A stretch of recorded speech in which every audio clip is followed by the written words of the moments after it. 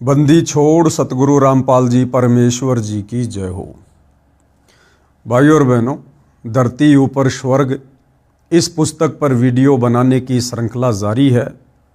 इसी श्रृंखला में आज हमारा ये तीसरे नंबर का वीडियो है। पिछले वीडियो में हमने देखा कि किस प्रकार से धरती के ऊपर स्वर्ग जैसा माहौल स्थापित किया जा सकता है, और जब तक स्वर्ग जैसा माहौल स्थापित नहीं होगा इस पृथ्वी पर शांति नहीं हो सकती। समय समय पर लाखों लोगों ने प्रयास किया लेकिन वे सफल नहीं हो पाए। लाखों राजाओं ने इस पृथ्वी पर राज्य किया। उन्होंने भी कोशिशें की कि युद्ध के द्वारा, लड़ाई झगड़ों के द्वारा अत्याचारी लोगों को समाप्त कर दिया जाए, तो हो सकता है धरती पर स्वर्ग जैसा माहौल बन जाए। लेकिन लड़ाई झगड़े से, युद्ध से कभी भी शांति स्थापित नहीं हो सकती। उल्टा हाहाकार मच जाता है। उन राजाओं के प्रयत्नों से भी पृथ्वी पर स्वर्ग जैसा माहौल स्थापित नहीं हो पाया। उसके बाद अवतारों ने कोशिश की, पीर पैगंबरों ने कोशिश की। त्रेता युग में राम रावण युद्ध हुआ। रामचंद्र जी ने लाखों करोड़ों राक्षसों का वध किया।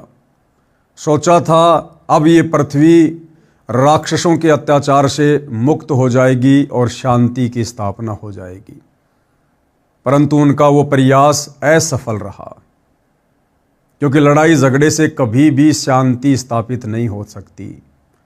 राम रावण युद्ध में करोड़ों लोग मारे गए, करोड़ों की संख्या में औरतें विधवा हुई, कई करोड़ों की संख्या में बच्चे अनाथ हुए, यतीम हुए।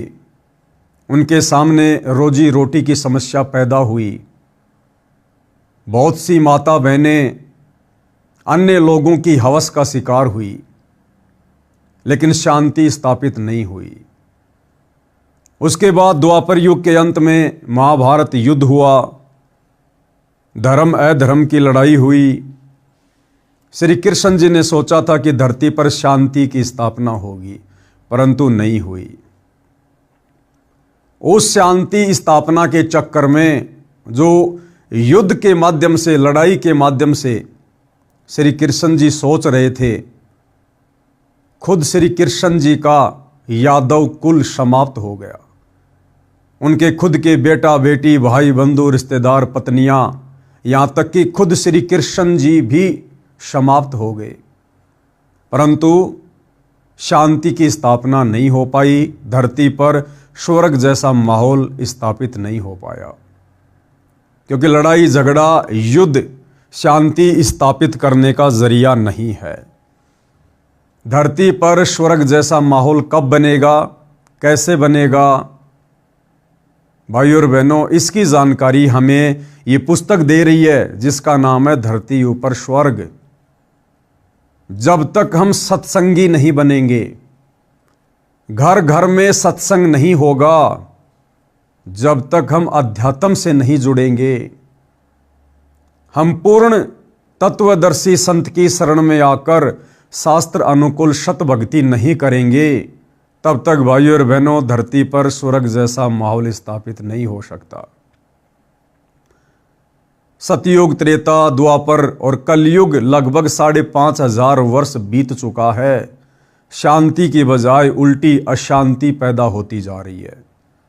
लेकिन अब इस समय, जिसको भक्ति युग कहते हैं, कलयुग की बिचली पीढ़ी का समय, इस समय भाइयों और बहनों अध्यात्म के बलबूते पर, शास्त्र अनुकूल सत भक्ति के बलबूते पर, सतगुरु रामपाल जी के अथक प्रयासों से, उनके आशीर्वाद से अब ये धरती स्वर्ग समान बनेगी।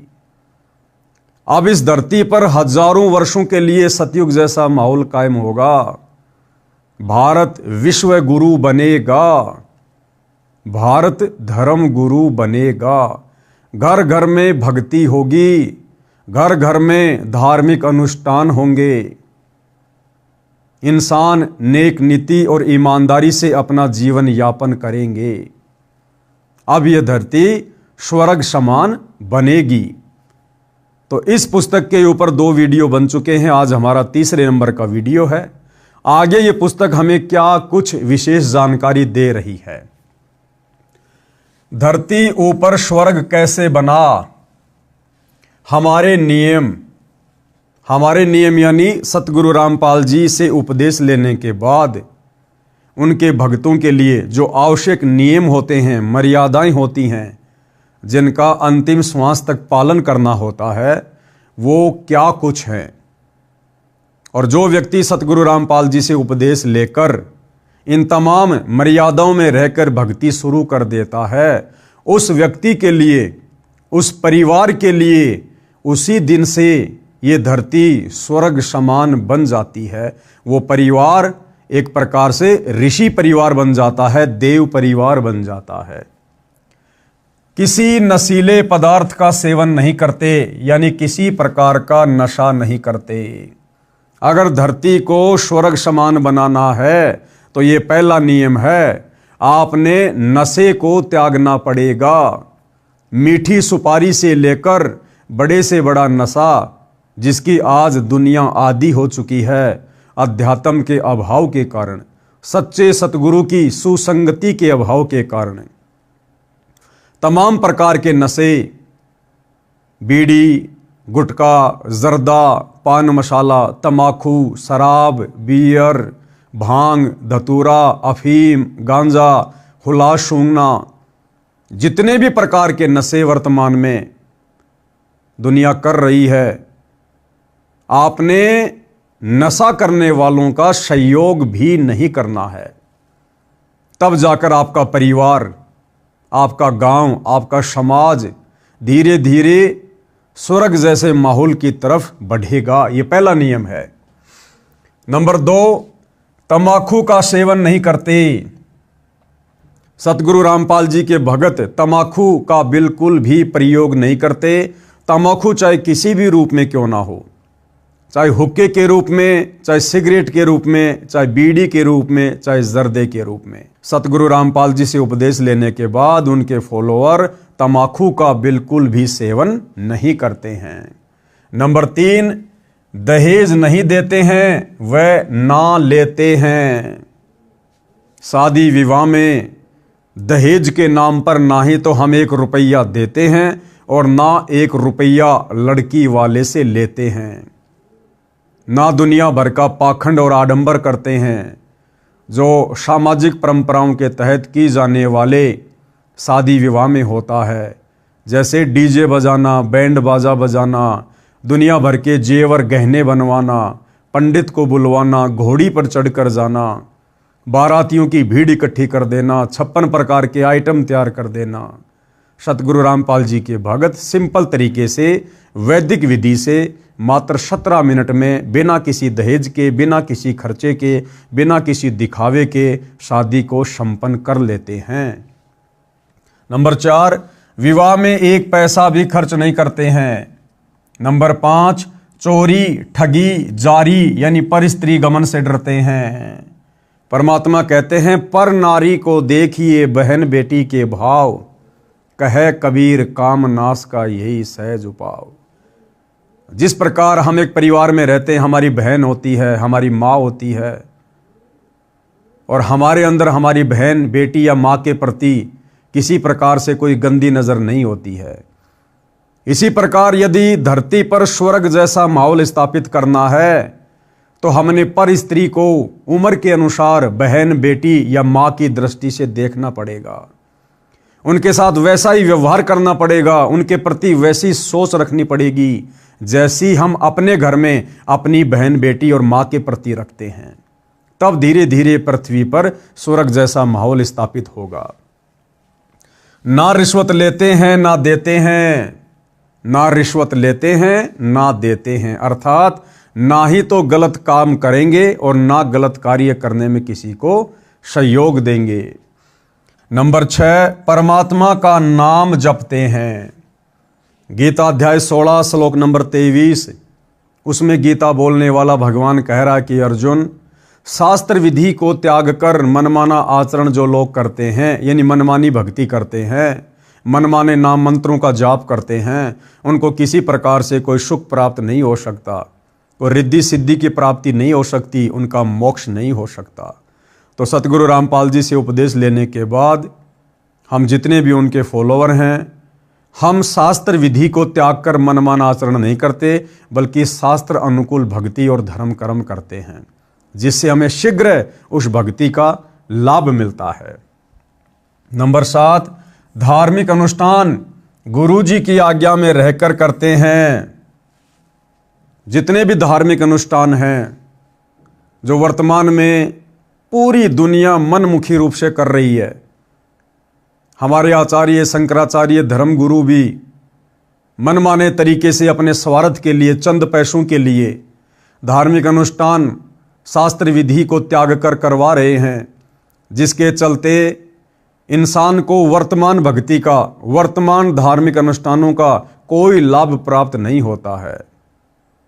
लेकिन सतगुरु रामपाल जी के भक्ति मार्ग में आने के बाद हम शास्त्र अनुकूल धर्म कर्म ही करते हैं, जिससे हमें तुरंत लाभ मिलता है। ऐसे धरती ऊपर स्वर्ग बना है, कलयुग में सतयुग बनेगा। इस प्रकार से भाइयों और बहनों धीरे धीरे धीरे धीरे शास्त्र अनुकूल सत भक्ति और पांचों यज्ञ, एक यज्ञ है ज्ञान की, दूजी यज्ञ है ध्यान, तीजी यज्ञ है हवन की, चौथी यज्ञ प्रणाम और पांचवी यज्ञ है धर्म की। ये 5 यज्ञ वर्तमान में पूरी पृथ्वी पर केवल सतगुरु रामपाल जी के द्वारा अपने शिष्यों को प्रदान की जाती है। त्रिकाल संध्या पूरी पृथ्वी पर सतगुरु रामपाल जी के द्वारा केवल अपने शिष्यों को दी गई है, और इस विधि विधान अनुसार ये भक्ति इस पूरी पृथ्वी पर केवल सतगुरु रामपाल जी के भगत ही कर रहे हैं। और जिस दिन ये त्रिकाल संध्या, पांचों यज्ञ, शास्त्र अनुकूल सत भक्ति इस पृथ्वी पर घर घर में शुरू हो जाएगी, उस दिन भाइयों और बहनों ऑटोमेटिक धरती पर सतयुग जैसा माहौल हो जाएगा, स्वर्ग जैसा माहौल हो जाएगा। बाकी बातें बनाने से, सरकारों के द्वारा बड़े कड़े कड़े नियम लागू कर देने से, सख्ताई करने से कभी भी धरती के ऊपर स्वर्ग नहीं बन सकता, उल्टी अशांति होगी, हाहाकार मचेगा। सरकार यदि अपराध को रोकने का एक कड़ा कानून बनाएगी, अपराधी लोग 10 नए तरीके और अपराध को बढ़ाने के निकाल लेंगे। ये चूहा बिल्ली का खेल हमेशा बना रहेगा, कभी भी शांति स्थापित नहीं हो पाएगी। तो जितना जल्दी हो सके आप भाई बहन सतगुरु रामपाल जी के प्रवचन, उनके सत्संग जेब से मोबाइल निकालकर यूट्यूब पर देखना शुरू कीजिए। जब तक आप स्वयं नहीं बदलेंगे, आपके विचार नहीं बदलेंगे, जब तक आप खुद शास्त्र अनुकूल सत भक्ति पर नहीं लगेंगे, आपके बच्चे कैसे सुधरेंगे, आपका परिवार कैसे सुधरेगा। और जब आपके बच्चे सुधरेंगे, आपका परिवार सुधरेगा, तो आपको देखकर आपके आड़ोसी पाड़ोसी सुधरेंगे, पूरा गांव सुधरेगा। ऐसे एक दिन पूरी पृथ्वी पर यह स्वर्ग जैसा माहौल ऑटोमेटिक उत्पन्न होगा। आगे क्या कह रहे हैं, एक बुद्धिजीवी व्यक्ति ने हमारी व्यवस्था को ठीक से समझा तो बोला। यानी सतगुरु रामपाल जी कह रहे हैं कि एक पढ़ा लिखा बुद्धिजीवी व्यक्ति, उसने जब हमारे इस कबीर पंथ की मर्यादाओं को, नियमों को, भक्ति को अच्छे से समझा, तो उसके बाद उस व्यक्ति के क्या विचार थे। न तो तुम शराब पीते, ना बीड़ी सिगरेट हुक्का पीते, ना दहेज लेते ना देते, तुम जो कमाते हो वह सारी बचत है। जो संत रामपाल जी से दीक्षा ले लेता है, उसके तो यूं समझो एक लड़का नौकरी लग गया, इतनी बचत हो जाती है। सही कहा उस व्यक्ति ने। आज हम दुखी क्यों हैं, परेशान क्यों हैं, 24 घंटे इंसान को टेंशन क्यों है, आवश्यकता से अधिक खर्चे, फालतू के खर्चे, व्यर्थ की परंपराओं के पचड़े, शादी आ जाती है, दुनिया भर का दिखावा, दुनिया भर का दहेज, बर्तन, कपड़े, गहने, दुनिया भर की टेंशन व्यर्थ की। उसके बाद नशे, कोई बीड़ी पीता है, कोई शराब पीता है, कोई मांस खाता है, दुनिया भर के खर्चे। लेकिन जब हम सतगुरु रामपाल जी की शरण में आ जाते हैं, उसके बाद हमें पता चलता है कि शास्त्र अनुकूल कर्म क्या है, शास्त्र अनुकूल धार्मिक और सामाजिक कर्म क्या हैं। हम कोई किसी प्रकार का त्योहार नहीं मनाते, ना होली, ना दिवाली, ना मकर संक्रांति, ना क्रिसमस, ना ईद, कुछ भी नहीं, जो कि खर्चों का कारण है। हम शादी विवाह में दुनिया वालों की तरह फालतू में दिखावा नहीं करते, आडंबर नहीं करते, ढोंग नहीं करते। सिंपल तरीके से 1 रुपया भी नहीं लगता और शादी हो जाती है मात्र 17 मिनट में। संत रामपाल जी के भगत किसी प्रकार का कोई नशा नहीं करते। कभी आजमाना हो तो आजमा के देख लेना। हालांकि सतगुरु रामपाल जी के पंथ में वर्तमान में 2 पार्ट हैं, 2 भाग हैं। एक भाग है सतलोक आश्रम से जुड़े भाई बहन, जो इन जगह जगह खुले हुए सतलोक आश्रमों में जाते हैं। दूसरा पार्ट है साध संगति से जुड़े सतसेवक भाई बहन। सतसेवक भाई बहन वर्तमान समय 2025 तक अपने गुरुदेव भगवान की गैर हाजिरी में घर को सतलोक आश्रम बनाकर, ज्ञान को आधार बनाकर, गुरु को परमात्मा मानकर मर्यादाओं में रहकर भक्ति करते हैं। तो साध संगति से जुड़े उन सतसेवक भाई बहनों के ऊपर आप जी कभी भी एक्सपेरिमेंट कर सकते हो। आप कभी भी उनकी परीक्षा ले सकते हो कि वास्तव में संत रामपाल जी के भगत नशा करते हैं या नहीं करते, नशे का समर्थन करते हैं या नहीं करते हैं। किसी भी साध संगति से जुड़े सतसेवक भाई बहन को अगर देश का प्रधानमंत्री भी आकर कहे कि भगत जी मुझे सिगरेट पीनी है, मेरे पास में माचिस नहीं है, आप मुझे माचिस दे दीजिए, वो भगत जो साध संगति से जुड़ा है वो उसी समय बड़े प्यार से, बड़ी आधीनी से प्रधानमंत्री जी से कहेगा कि प्रधानमंत्री जी आप हमारे घर पर आए, आपका स्वागत है, बैठिए, चाय पानी पीजिए। परंतु गलत कार्य में हमारे गुरुदेव के आदेश अनुसार हम आपका किसी प्रकार से कोई सहयोग नहीं करेंगे। आप यदि अपनी प्रधानमंत्री की कुर्सी भी हमें दे दें एक माचिस के बदले में, माचिस तो छोड़िए, हम आपको माचिस की एक सीख भी निकालकर बीड़ी पीने के लिए नहीं दे सकते। हां, आपको खाना बनाना है, दूध गर्म करना है, शौक से लीजिए, हम कर देंगे आपका दूध गर्म, नो प्रॉब्लम। परंतु बुराइयों में सहयोग के लिए हम आपका 1% भी सहयोग नहीं करेंगे। आप चाहे देश के प्रधानमंत्री हो, चाहे देवताओं के प्रधानमंत्री हो, हमारे लिए हमारे गुरुदेव भगवान के नियम सर्वोपरि हैं। हमारे गुरुदेव भगवान का भक्ति विधान सर्वोपरि है। जिस संविधान से पूरी सृष्टि चल रही है, हम उस संविधान को फॉलो करेंगे। और सतलोक आश्रमों से जुड़े भाई बहन, उनकी गारंटी हम इसलिए नहीं दे सकते क्योंकि वो लोग नशे का समर्थन करते हैं। कुछ दिन पहले मैंने एक वीडियो बनाया था हुक्के के ऊपर कि ये जितनी भी खाप पंचायतें हैं जो सतगुरु रामपाल जी की फोटो का सम्मान कर रही हैं, इन लोगों को हक नहीं है ये लोग सतगुरु रामपाल जी की फोटो को छुएं, क्योंकि ये सारे लोग तंबाकू सेवन करते हैं, हुक्का पीते हैं, बीड़ी पीते हैं, शराब पीते हैं।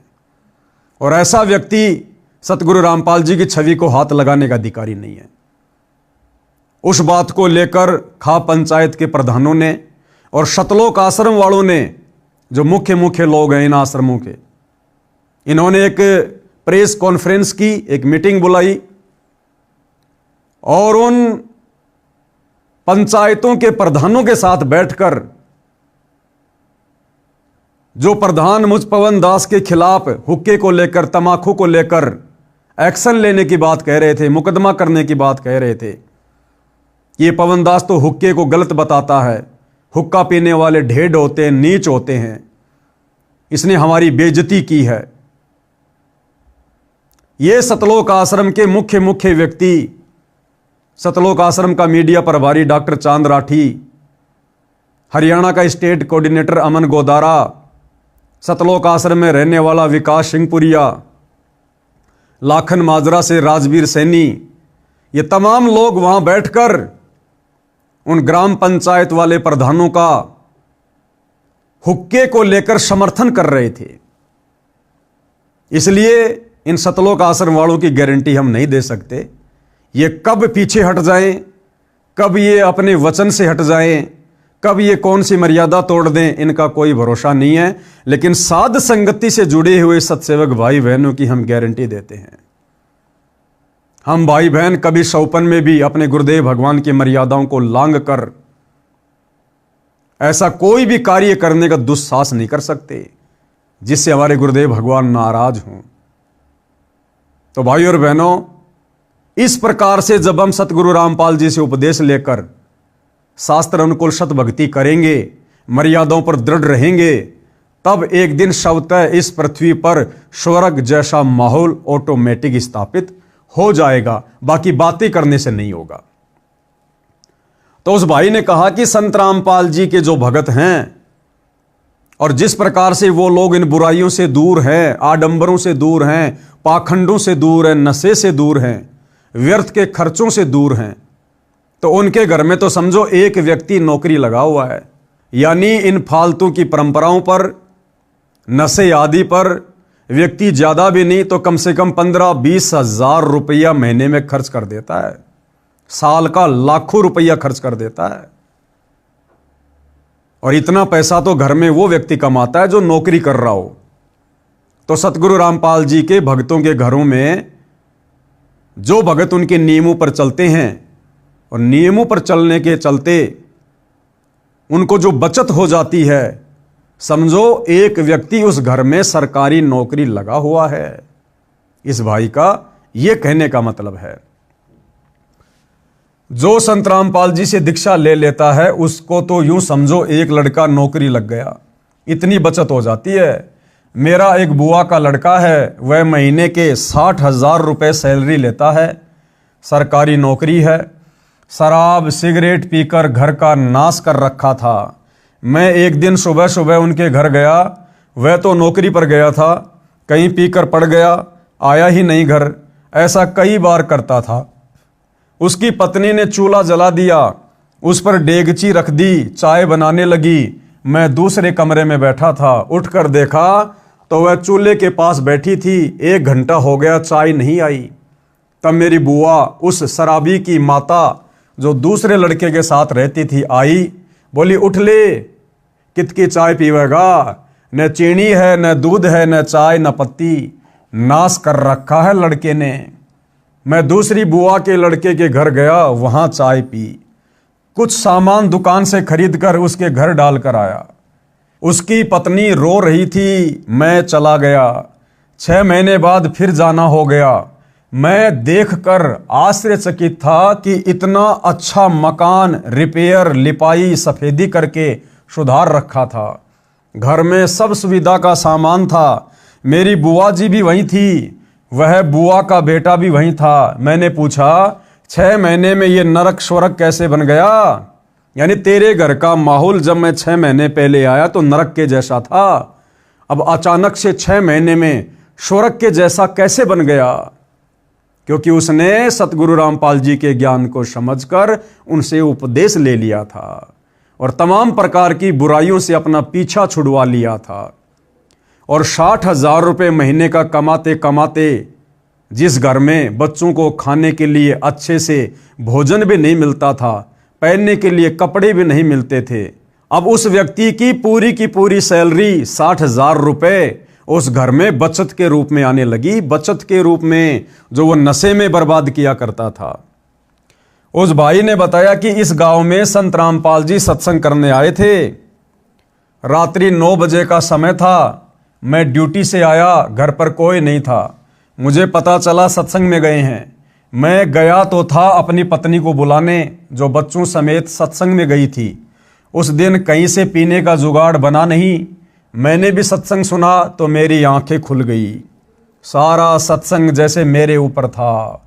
यानी उस दिन अंतर्यामी सतगुरु रामपाल जी उस आत्मा को अपनी शरण में लेने के लिए नशे के ऊपर ही सत्संग कर रहे थे कि भाई नशा तो नाश की जड़ है। नशे ने केवल परिवारों को उजाड़ा है, कभी बसाया नहीं है।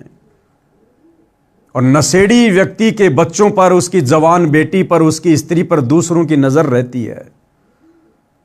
घर में कभी शांति नहीं रहती, उसके बच्चे बिगड़ जाते हैं संस्कार के अभाव में। सारा का सारा सत्संग गुरुदेव ने उस दिन नशे के ऊपर किया, क्योंकि उस नशेड़ी आत्मा को परमात्मा ने अपनी शरण में लेना था। गुरु जी को पता भी नहीं था मैं कौन हूं। हालांकि ये उनकी सोच है जो कह रहे हैं कि गुरु जी को पता भी नहीं था कि मैं कौन हूं, लेकिन वे तो अंतर्यामी हैं, जानी जान है, घट घट की जानते हैं। चीटी पायल बाजे पैर, साहिब सुनता है सब लहर। तो गुरुदेव को तो पता था कि वो आत्मा आ रही है जिस आत्मा को काल ने बुरी तरह से बिगाड़ रखा है। गुरु जी को पता भी नहीं था मैं कौन हूं। मैंने उसी दिन नाम ले लिया, सब बीड़ी शराब वाहियात का खर्च बंद कर दिया। जो कमाता हूं सारी बचत है, न रिश्वत लेने की आवश्यकता, न कंपनी में ओवर टाइम करना। ओवर टाइम वाला पैसा भी नशे में जाता था, उसके स्थान पर अन्य भाई बहनों को रोजगार मिल गया। अब एक चीज का हमें थोड़ा ध्यान देना होगा भाई और बहनों, क्योंकि हमने इन पुस्तकों को पढ़कर शिक्षा ग्रहण करनी है। यहां क्या लिखा गया है? नए कंपनी में ओवर टाइम करना। वो ओवर टाइम क्यों किया करता था? क्योंकि वो नशे का आदी था, गलत बुराइयों में पड़ा हुआ था, इसलिए ओवर टाइम भी किया करता था। अब जब हम सतगुरु रामपाल जी से उपदेश ले लेते हैं तो भाइयों और बहनों, नशा हम नहीं करेंगे, गलत काम हम नहीं करेंगे, परमात्मा का आशीर्वाद हमारे परिवार पर रहेगा, कमी किसी चीज की होगी नहीं, आवश्यकता के अनुसार परमात्मा हमारी मदद करेगा, अनावश्यक वस्तुओं की हमें जरूरत नहीं। फिर भला भगत को ओवर टाइम करने की क्या जरूरत है? दिन रात काम धंधे में पड़े रहने की क्या जरूरत है? पहले जब हम ओवर टाइम किया करते थे उस समय हमें ज्ञान नहीं था, हमें नहीं पता था कि समय का, श्वासों का सदुपयोग कैसे करना चाहिए। नाम दीक्षा से पहले हमारी एक ही सोच थी कि जिसके पास जितना ज्यादा पैसा होगा समाज में उसकी इतनी इज्जत होगी। पैसा है तो सब कुछ है, वरना कुछ भी नहीं है। लेकिन उपदेश लेने के बाद हमें पता चला कि जिसके घर में भक्ति है तो सब कुछ है, जिसके परिवार पर सतगुरु का आशीर्वाद है तो सब कुछ है, जिसके पास सतगुरु का सतनाम है, नाम है, शरण है, तो समझो दुनिया का सबसे बड़ा धन उसके पास है। कबीरा सब जग निर्धना, धनवंता ना कोई, धनवंता सो जानिए जिसके पास राम नाम धन होए। तो सबसे बड़ा धन है सतगुरु का ज्ञान, सतगुरु का नाम, सतगुरु का आशीर्वाद। तो अब हम भगत भाई बहनों ने ज्यादा से ज्यादा समय सतगुरुदेव भगवान की भक्ति में व्यतीत करना है, सत्संग सुनने में, सुमरण करने में व्यतीत करना है। इसलिए नाम उपदेश लेने के बाद हमने ओवर टाइम करने की कोई आवश्यकता नहीं पड़नी चाहिए। वो ओवर टाइम का समय अब हम परमात्मा की भक्ति में, सुमरण करने में, या सत्संग में, या फिर सेवा करने में लगाएंगे, जिसका प्रतिफल हमें उस ओवर टाइम के बदौलत कई संख्यों गुणा ज्यादा मिलेगा परमेश्वर के दरबार में। क्योंकि नाम उपदेश लेने के बाद हमारा एक अकाउंट खुल जाता है, भक्ति वाला अकाउंट है। हम जो भी दान धर्म सुमरण सत्संग सुनते हैं, अच्छे कर्म करते हैं, धार्मिक अनुष्ठान करते हैं, हमारे भक्ति वाले खाते में वो हमारा भक्ति धन सूक्ष्म रूप में जमा होता रहता है। आप और हमें उसकी भनक भी नहीं है, लेकिन परमात्मा का सिस्टम ऑटोमेटिक है, ऑटोमेटिक सिस्टम है हमारा।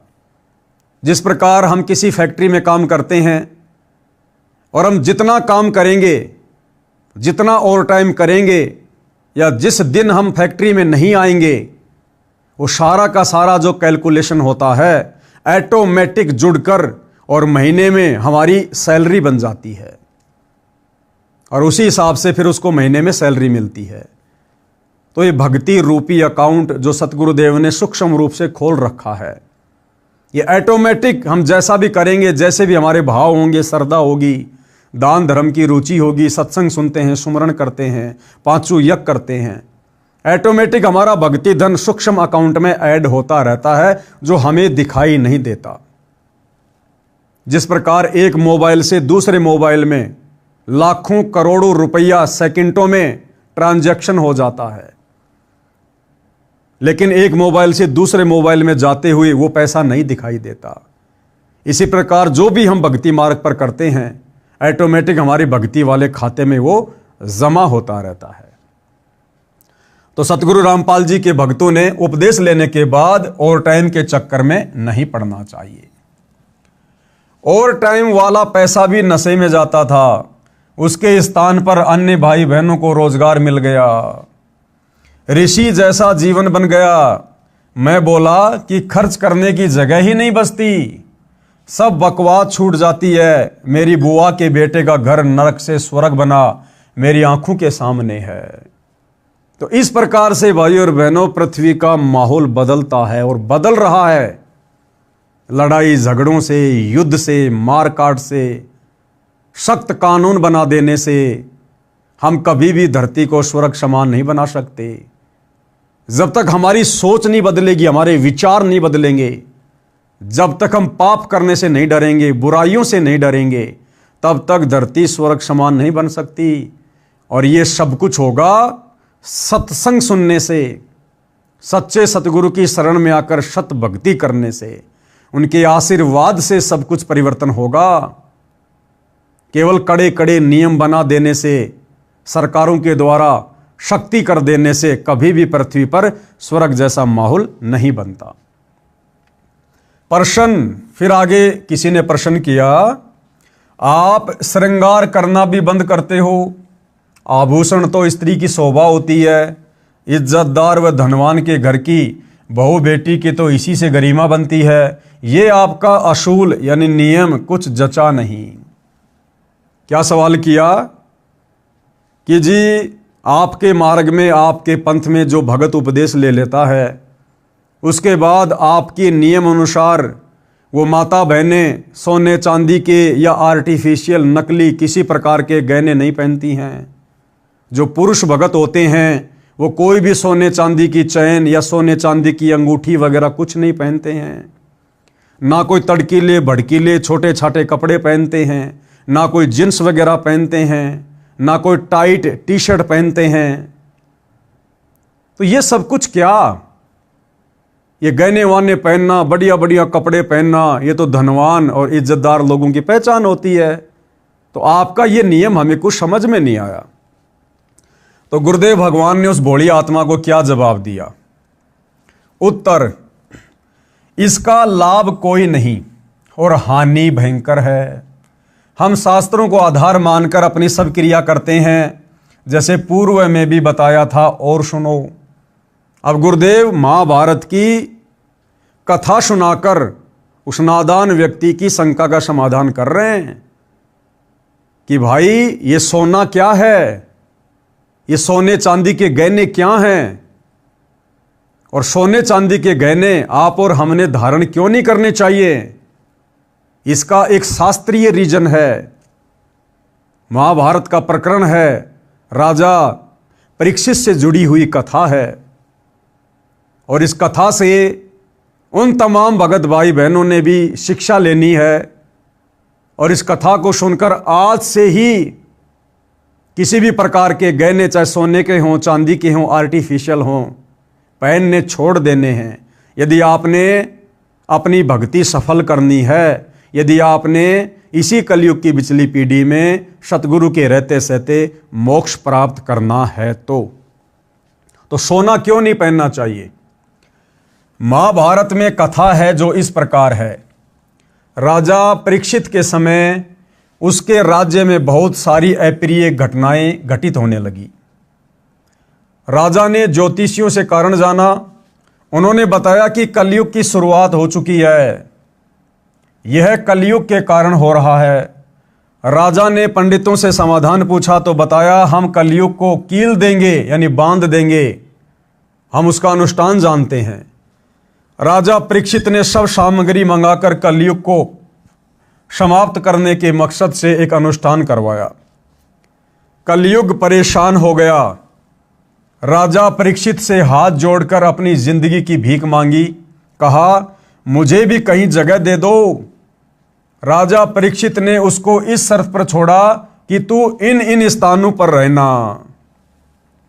जब कलयुग का प्रभाव द्वापर युग के अंत में बहुत ज्यादा बढ़ने लगा तो राजा परीक्षित ने अपने धर्मगुरुओं से, ऋषि मुनियों से इसका समाधान चाहा।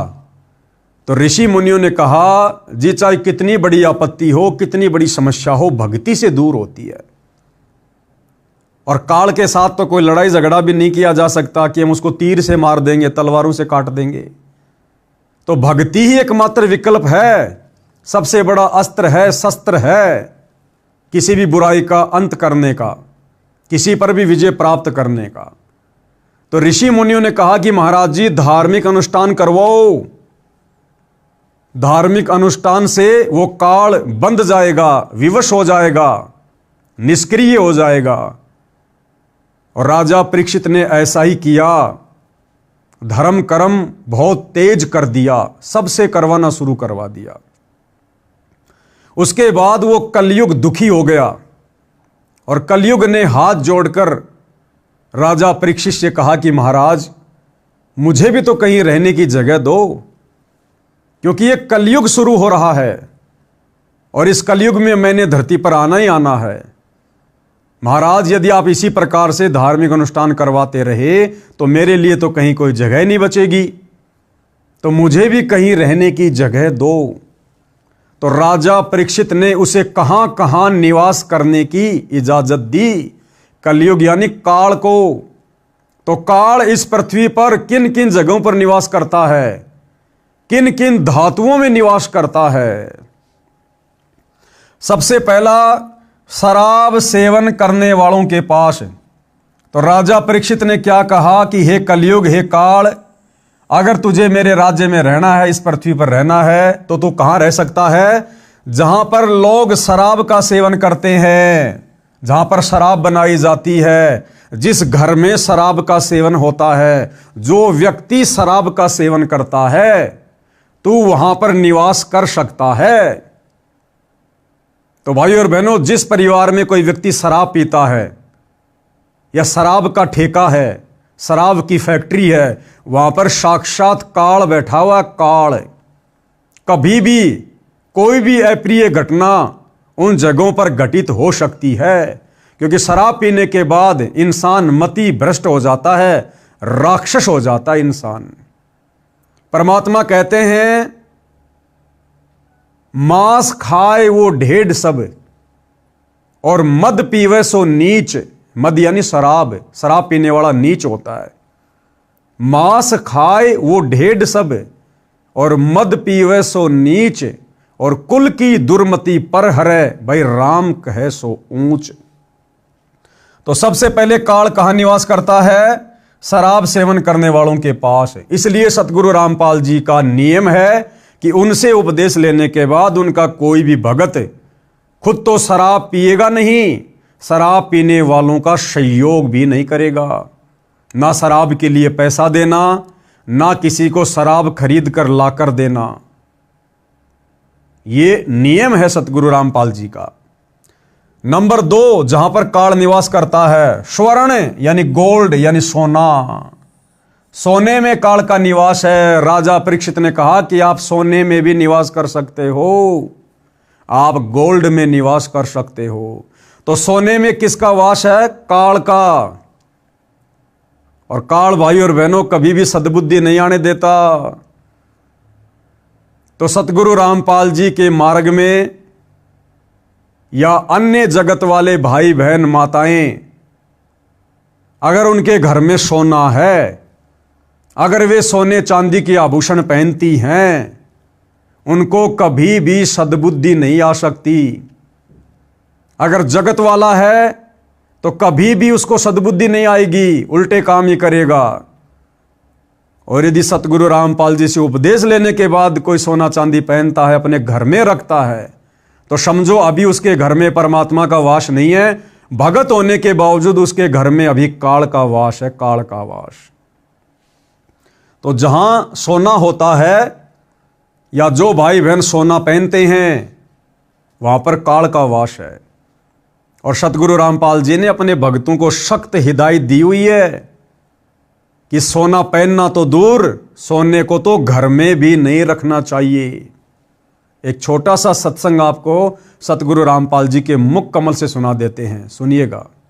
भक्ति बिना क्या होते हैं ये भरम रहा संसारे, रति कंचन पाया नहीं रावण चलती बारे। ओह, सर्व सोने की लंका थी, किसा को बद्दी था करके भक्ति सिद्धि प्राप्त रिद्धि प्राप्त करके, और सोने की लंका जैसे हम गारा की ईंट पका के और मकान बनाते हैं, वो सोने की ईंट बना के, छोटी छोटी ईंटें होती थी पहले, और उनसे सोने ही की वो गारा बना के और महल बनवा रखे थे उसने। इतना धनी था। और आप दौरे मुश्किल से 50-20 ग्राम 20 तोले सोना होगा थर, बुढ़ा बुढ़ा सेठ होगा जिस पर 20-30-40 तोले सोना हो गया। कहते वो रति नहीं लेके गए, ग्राम भी नहीं ले जा सका, तुम कहां ले जा सकोगे और के कला तोड़ दोगे 40 तोले सोने में। ये तो खाम खागा सर दर्द है। सोना तो घर में बना रखना चाहिए आपने, और ना इसको पहनना चाहिए। क्या फायदा कान में डाल लिया, कान नाक में डाल लिया, 36 पंगे कड़े बना लिए। परमात्मा ने इतना सुंदर शरीर दे रखे, इस पर आडंबर करने की कतई जरूरत नहीं।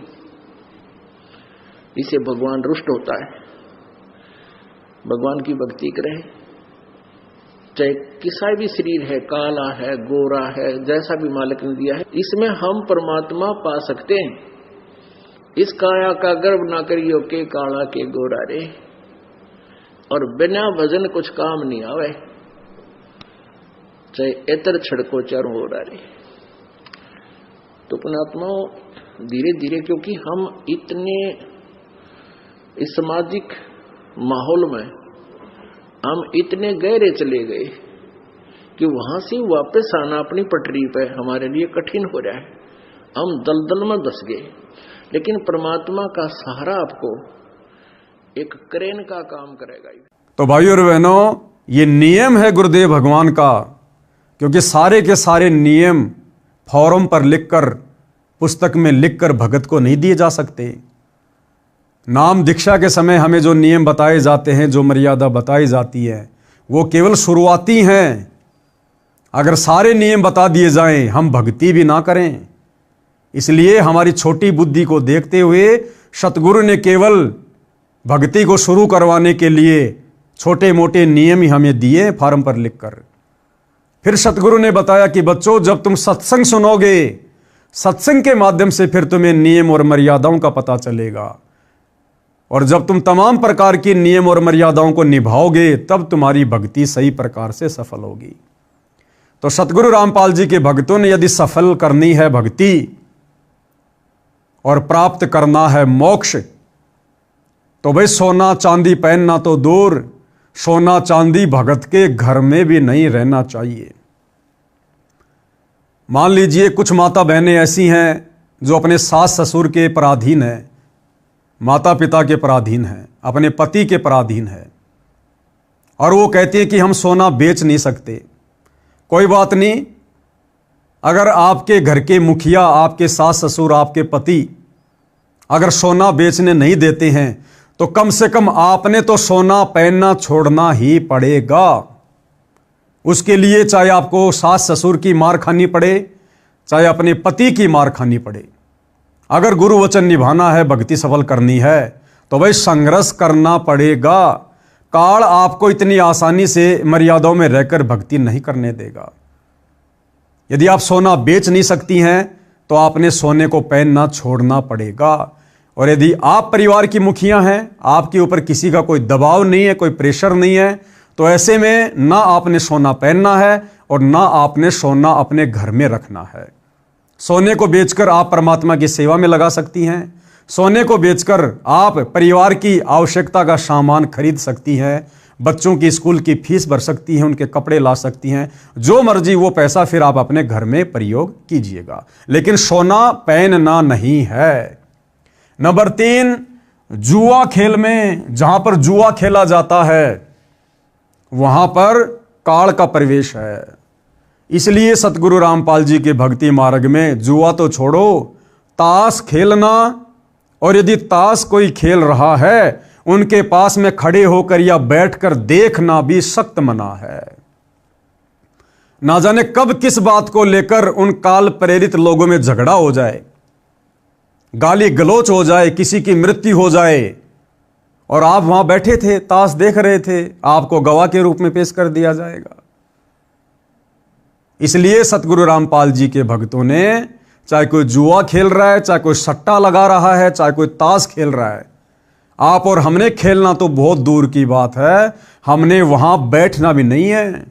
यह सतगुरु का वचन है, वहां बैठने मात्र से सतगुरु का वचन टूटेगा, और सतगुरु का वचन टूट गया फिर हमारे पास में भला रह क्या गया। इतनी सावधानी हमने बरतनी है। नंबर 4, जहां पर काल का वास है, वैश्याओं के पास, जहां पर वैश्यावर्ती का धंधा होता है, या जो व्यक्ति वैश्यावर्ती का धंधा करवाता है, ऐसी जगहों पर जाना, ऐसे व्यक्तियों के पास में बैठना सतगुरु रामपाल जी के पंथ में बिल्कुल निषेध है, मना है, क्योंकि इन तमाम प्रकार की जगहों पर काल प्रवेश करता है।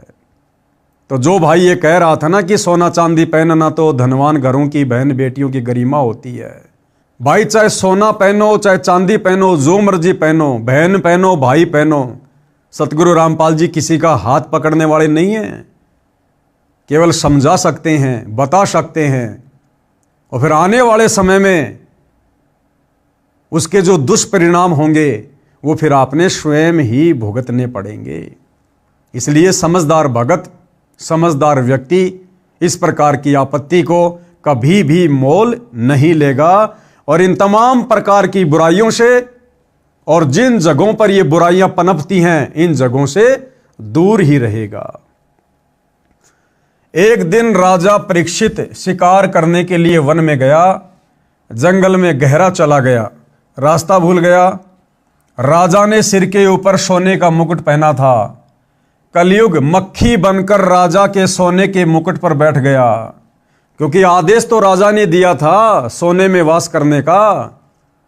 तो कलयुग यानी काल मक्खी बनकर राजा के सोने के मुकुट पर बैठ गया, और जैसे ही कलयुग बैठा राजा की बुद्धि भ्रष्ट हो गई, और राजा को क्या दुर्बुद्धि सूझी। एक ऋषि साधना कर रहा था, राजा ने आवाज लगाई कि ऋषि जी मैं मार्ग भूल गया हूं, मुझे मार्ग बता। ऋषि साधना में व्यस्त था, कोई उत्तर नहीं दिया। कई बार ऐसे ही कहा परंतु उत्तर नहीं मिला। कलयुग ने राजा की बुद्धि भ्रष्ट कर दी। राजा को अभिमान हुआ कि मैं राजा हूं और यह एक सामान्य व्यक्ति मेरा अनादर करके अपमान कर रहा है।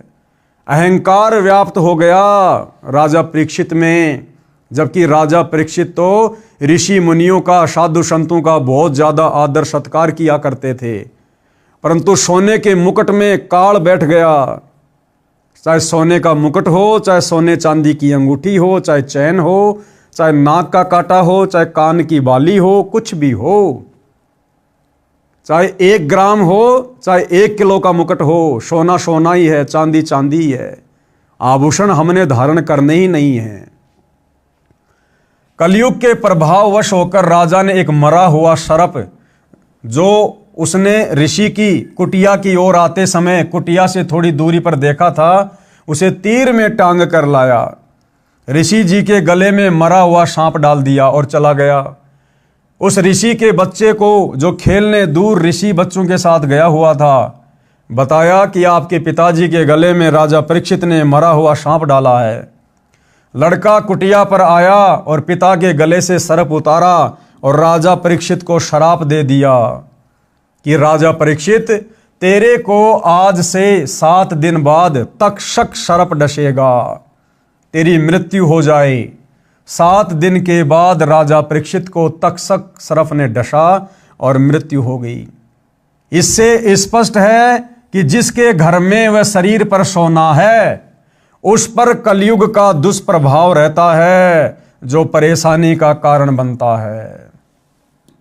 अब भाइयों और बहनों, ये कथाएं सतगुरु रामपाल जी महाराज कोई 1-2 वर्ष से नहीं सुना रहे।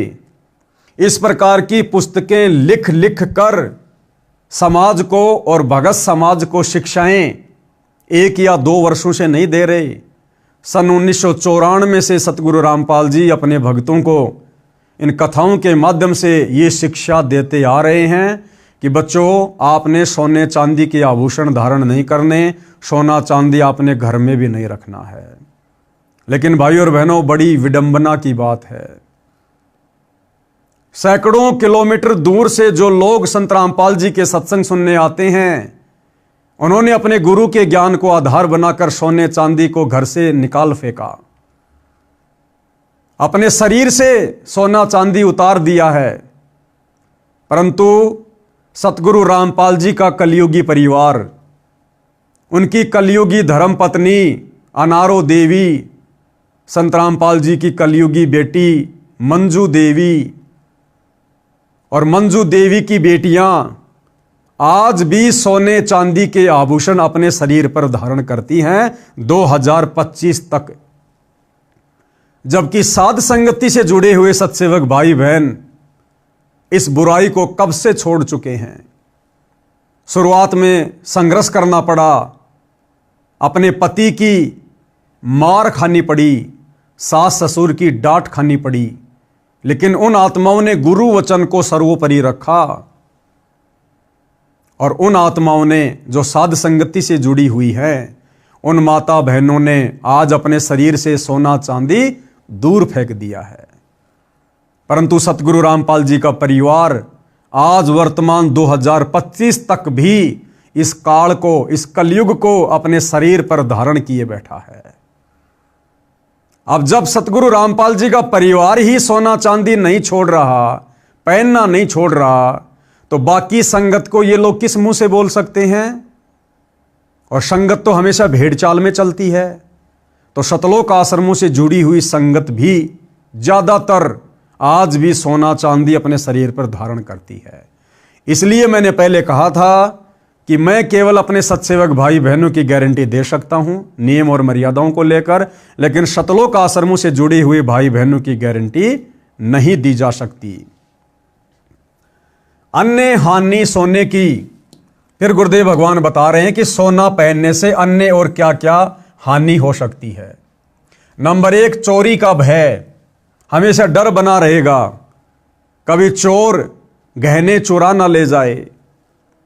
माता बहन कहीं यात्रा कर रही हैं, बस या ट्रेन की खिड़की के पास बैठी हैं, उनके कान में बड़े बड़े सोने के कुंडल हैं, अचानक से कोई मनचला व्यक्ति खिड़की में हाथ देकर उंगली फंसाकर उस सोने या चांदी के बाले में खींच लेता है। वो सोना तो गया सो गया, उस माता बहन का कान भी कट गया। या कोई चोरी कर ले जाए, सोने चांदी के लिए कोई व्यक्ति मर्डर भी कर दे। आए दिन हम लोग अखबार में देखते हैं। कुछ दिन पहले सोशल मीडिया पर देखा, एक औरत मजदूरी करने जाती थी, शायद राजस्थान से थी, उसके पैरों में चांदी के मोटे मोटे कड़े थे, क्योंकि राजस्थान में माता बहनें पुराने समय से चांदी के मोटे मोटे कड़े पहनती हैं। तो किसी व्यक्ति ने, क्योंकि कलयुग है भाइयों और बहनों, ज़्यादातर को हराम की खाने की आदत है, उस माई के दोनों पैर काट दिए उस चांदी के कड़ों के लिए। वो बेचारी लहू लुहान पड़ी हुई है। तो गुरुदेव भगवान कहते हैं कि चोरी का भय और मौत का भी भय। समाचार पत्रों में पढ़ते हैं, एक बहन सोने की मोटी चैन गले में पहने हुए थी, उसमें एक मोटा पिंडल लगा था, शहर से घर की ओर लौट रही थी। 2 व्यक्ति एक मोटरसाइकिल पर आए, एक ने चैन को पकड़कर झपट्टा मारा, मोटी चैन थी, टूटी नहीं, गर्दन में गड़ गई, जख्म हो गया। दूसरे ने कहा कि ले चाकू, गर्दन काट दे। ये सुनकर उस बहन ने हाथ जोड़कर जीवन की भीख मांगी, चैन निकाल कर दे दी और वो भाग गए। बहन मूर्छित होकर गिर गई। लोग इकट्ठे हो गए, अस्पताल में ले गए, इलाज करवाया, पुलिस बुलाई। जब वह बहन होश में आई तो चिल्लाई कि मारो मत मुझे, चैन निकाल लो। यानी उस समय तक भी वो सदमे में थी। जब होश में आई तो उसको लगा कि वो चैन छीनने वाले खड़े हैं। फिर अचेत हो गई। जब ठीक हुई तब सारी घटना बताई। कर लो दिखावा। बताओ ऐसी घटिया चीज का क्या दिखावा करें जिसको पहनने के चलते हमारी जान पर बनाए। इसलिए सतगुरु रामपाल जी अपने भक्तों को मना करते हैं कि भाई अगर आपने भक्ति करनी है, अगर आपने भगत बनकर रहना है तो आपने इस प्रकार की बकवादों से दूर होना पड़ेगा। हमें साधु की परिभाषा बताई गुरुदेव ने। साधु सो ही जो सीधा चाल है, सिंपल तरीके से रहना, कोई मान बढ़ाई नहीं, कोई दिखावा नहीं, कोई अहंकार नहीं। अब माता बहनें सोना पहन लेती हैं, कई भाई मोटी मोटी सोने की चैन पहन लेंगे, अंगूठियां पहन लेंगे कई सोने चांदी की। अब बताओ सोना चांदी कोई दूध दे रहा है क्या? केवल दिखावा। ये दिखावा मान बढ़ाई को पैदा करेगा, ये दिखावा अहंकार को पैदा करेगा। और जिस भगत के अंदर मान बढ़ाई है, अहंकार है, दिखावे वाली सोच है, उस भगत के निकट भगवान 1% भी नहीं है। वो भगत अभी भक्ति के निकट भी नहीं है। तो भाई या तो दिखावा कर लो या भक्ति कर लो, दो नावों में सवारी नहीं चल सकती। सोना जिसे धनवानों की बहु बेटियों की गरिमा बताकर नरक ढोते हैं, वही जान का झाड़ बन गई। गरिमा सड़क किनारे अचेत मिट्टी में पड़ी थी। वो बहन, वो बेटी जिसकी सोने की चैन झपट्टा मारने के कारण गले में जख्म हो गया था, कह रहे थे ना कि ये तो धनवान घरों की बहन बेटियों की गरिमा है। तो गुरुदेव कहते हैं वो गरिमा अब रोड के किनारे मिट्टी में अचेत होके पड़ी हुई है। आदमी उठाकर अस्पताल में ले गए, नहीं तो गर्दन से रक्त निकलता रहता और मर जाती। 30 वर्ष के आसपास आयु की बहन कानों में मोटे मोटे छल्ले बाले पहने हुए थी। वे थे तो नकली परंतु असली लग रहे थे। वह ट्रेन के इंतजार में स्टेशन पर खड़ी थी। 2 झपट्टा मारों की नजर उस पर पड़ी थी। जब रेलगाड़ी आई, गाड़ी में चढ़ने वालों की भीड़ बन गई। वे दोनों उस खिड़की के पास आ गए जिसमें वह बहन चढ़ने के लिए खड़ी थी। भीड़ बहुत थी। बहन डिब्बे में प्रवेश कर गई। सीढ़ियों तक डिब्बा भरा था। गाड़ी 2 मिनट में चल पड़ी। उन दुष्टों ने एक एक कान का छल्ला पकड़ा, झपट्टा मारा, कान फट गए। दोनों ट्रेन से कूद गए। गाड़ी ने स्पीड पकड़ी ही थी। वह बहन चिल्लाई, तब तक ट्रेन दूर जा चुकी थी। डिब्बे के व्यक्तियों ने गाड़ी की चैन खींची। लुटेरे तो जा चुके थे। उस बहन को अस्पताल में ले जाया गया, इलाज करवाया। तब उस बहन ने बताया कि ये कानों के बाले छल्ले नकली थे। ये झूठी शान का दिखावा भी दुख का मूल मंत्र है। आजकल चल रहा है ना गोल्डन पॉलिश वाले सोने के आभूषण, ब्याह शादी में माता बहनें पहन के जाती हैं। यानी जिनके घरों में सोना नहीं होता है, जिन माता बहनों के पास सोने के आभूषण नहीं होते, वो आर्टिफिशियल सोने के आभूषण पहनती हैं जिन पर सोने जैसी पॉलिश की गई होती है। क्या है वो? दिखावा, झूठी मान बढ़ाई। अब इस दिखावे के चक्कर में वो कान के मोटे मोटे बाले जिन पर गोल्डन पॉलिश की हुई थी, उस बहन के लिए जान की आफत बन गए। अरे वो बाड़े कितने के होंगे? 100-200 रुपए के, और बहन के कान फट गए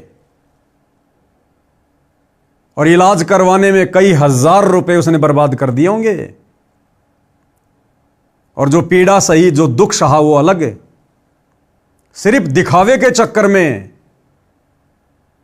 इसलिए परमात्मा कहते हैं मान बढ़ाई से हैं दूर। कौन? परमात्मा, सतगुरु हमेशा मान बढ़ाई करने वाले, दिखावा करने वाले भक्तों से दूर रहते हैं। मान बढ़ाई से हैं दूर और आजिज के हरि सदा हजूर। और जो आधीन भगत होता है, मान बड़ाई दिखावे से दूर होता है, सिंपल तरीके से रहता है, परमात्मा यानी सतगुरु रामपाल जी भगवान कहते हैं मैं तो उस भगत का भी दास हूं, दास। और वे जो अपने आप में आंडी पाक कर फिर है, दिखावा करता है, कहते हैं उसके तो मैं निकट भी नहीं हूं। सोने को त्याग देने का लाभ। अब क्या कह रहे हैं गुरुदेव कि सोने को त्यागने से क्या लाभ है? ना कोई चोरी का डर रहेगा, ना झपट्टा मारूं का डर रहेगा। यदि सब जनता हमारे की तरह सादा जीवन जिए तो घर स्वर्ग बनेगा ही बनेगा। ना तो चोरों का डर, ना झपट्टा मारों का डर, ना शरीर को कोई हानि होगी, ना कोई व्यर्थ का दिखावा होगा। और सबसे बड़ी बात, घर में काल का प्रवेश नहीं होगा। तो सतगुरु रामपाल जी भगवान कह रहे हैं अगर इस प्रकार से मेरे भक्तों की तरह जिस दिन ये सारी दुनिया वाले भक्ति लेकर भक्ति करेंगे, सादा जीवन जिएंगे, तो ये पृथ्वी ऑटोमेटिक स्वर्ग के जैसी बन जाएगी, स्वर्ग समान। और भारत देश विश्व के धनी देशों में प्रथम श्रेणी में खड़ा होगा। कारण विश्व में प्रत्येक देशों की जीडीपी सोने से चलती है। जिस देश के खजाने में जितना अधिक सोना यानी गोल्ड होगा, उसकी जीडीपी उतनी अधिक होती है। अंग्रेज भारत पर राज करते थे, बहुत सारा सोना सस्ते में ले गए, जो उनकी जीडीपी को ऊंचा बनाए हुए है। भारत के मंदिरों में सैकड़ों क्विंटल सोना रखा है, जो किसी काम नहीं आता, अंधश्रद्धा के कारण रखा है। उसे सरकार के खजाने में जमा कराया जाए, सरकार मोल लेती है। भारत का रुपया अमेरिका के डॉलर के बराबर हो जाएगा। उस सोने की कीमत से धार्मिक अनुष्ठान करवाए जाएं, गरीबों की मदद की जाए ताकि दानकर्ताओं को पुण्य मिले। फिर गुरुदेव भगवान सोना चांदी पहनने वालों को समझाते हुए, ये व्यर्थ का दिखावा करने वालों को एक छोटी सी कथा के माध्यम से, जो कि पुल्लो बहन की कथा है, पुल्लो माई की कथा, और क्या शिक्षा दे रहे हैं। पुल्लो बाई की नसीहत। एक राजा ने भगतमती पुल्लो बाई के ज्ञान विचार सुने, बहुत प्रभावित हुआ। उस राजा की 3 रानियां थी। राजा ने अपनी रानियों को पुल्लो बाई के विषय में बताया। राजा ने कई बार पुल्लो बाई भगतनी की अपनी रानियों के सामने प्रशंसा की। अपने पति के मुख से अन्य स्त्री की प्रशंसा सुनकर रानियों को अच्छा नहीं लगा, परंतु कुछ बोल नहीं सकी। उन्होंने भगतमती पुल्लो बाई को देखने की इच्छा व्यक्त की।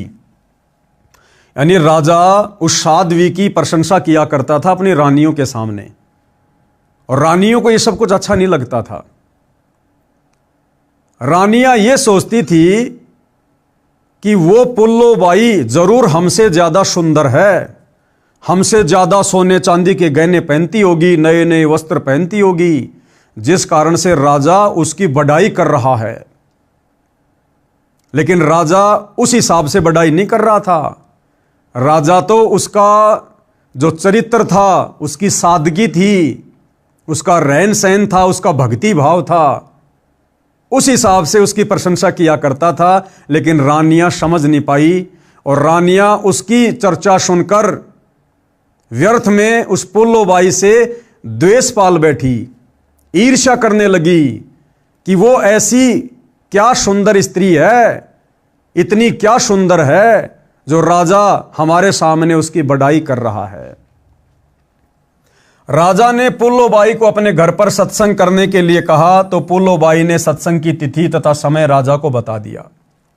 सत्संग के दिन रानियों ने अति सुंदर कीमती वस्त्र पहने तथा सब आभूषण पहने, अपनी सुंदरता दिखाने के लिए कोई कसर नहीं छोड़ी। रानियों ने सोचा था कि पुल्लो बहुत सुंदर होगी। भगतमती पुल्लो राजा के घर आई। उसने खद्दर का मैला सा वस्त्र धारण कर रखा था, हाथ में माला थी, चेहरे का रंग भी साफ नहीं था। भगतमती पुल्लो को देखकर तीनों रानियां खिलखिलाकर हंसने लगी और बोली कि ये है वो पुल्लो, हमने तो सोचा था कि बहुत सुंदर होगी। उनकी बात सुनकर भगतमती पुल्लो बाई ने क्या कहा, जब वो रानियां पुल्लो बाई को देखकर उसका मजाक उड़ाने लगी।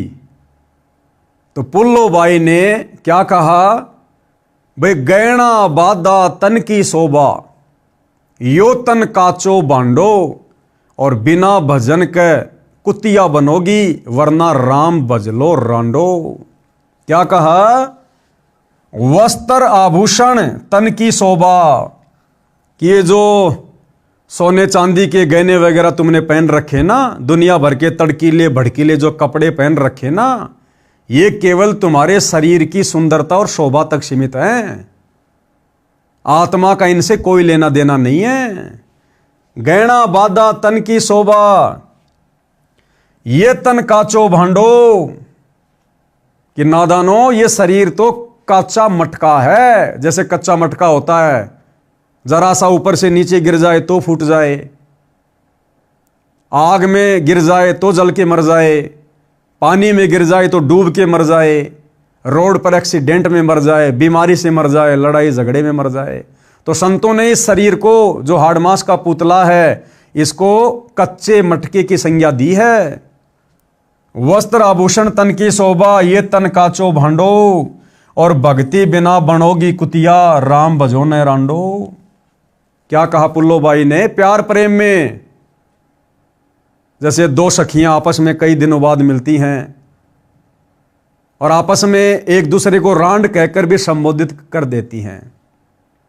गांव में होता है भाई और बहनों, हम जब छोटे छोटे थे तो हमारी जो बड़ी बड़ी जो बहनें होती थी, आड़ोस पड़ोस वाली होती थी, तो कई बार कोई ससुराल से आती थी, गांव की लड़की से मिलती थी, भैंसों का गोबर डालने जाती थी या कुएं से पानी लेकर आती थी, रास्ते में मिलती थी, तो प्यार प्रेम में बातें किया करती थी कि हे रांड, अब की बार तो तू बहुत दिन बाद आई, तुझे तो हमारी याद ही नहीं आती, ससुराल में जाके रम गई।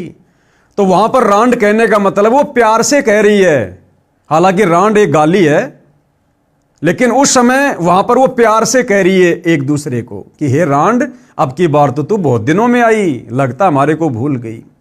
तो पुल्लोबाई ने इसी प्रकार प्यार प्रेम से उनको समझाते हुए कहा कि नादानो, ये वस्त्र आभूषण तन की शोभा और ये तन काचो बांडो, कि जिस शरीर के ऊपर तुम ये धारण करके अपने आप को सुंदर मान के बैठी हो ना, इस शरीर का कोई भरोसा नहीं है, ये तो मिट्टी का मटका है, ना जाने कब फूट जाए।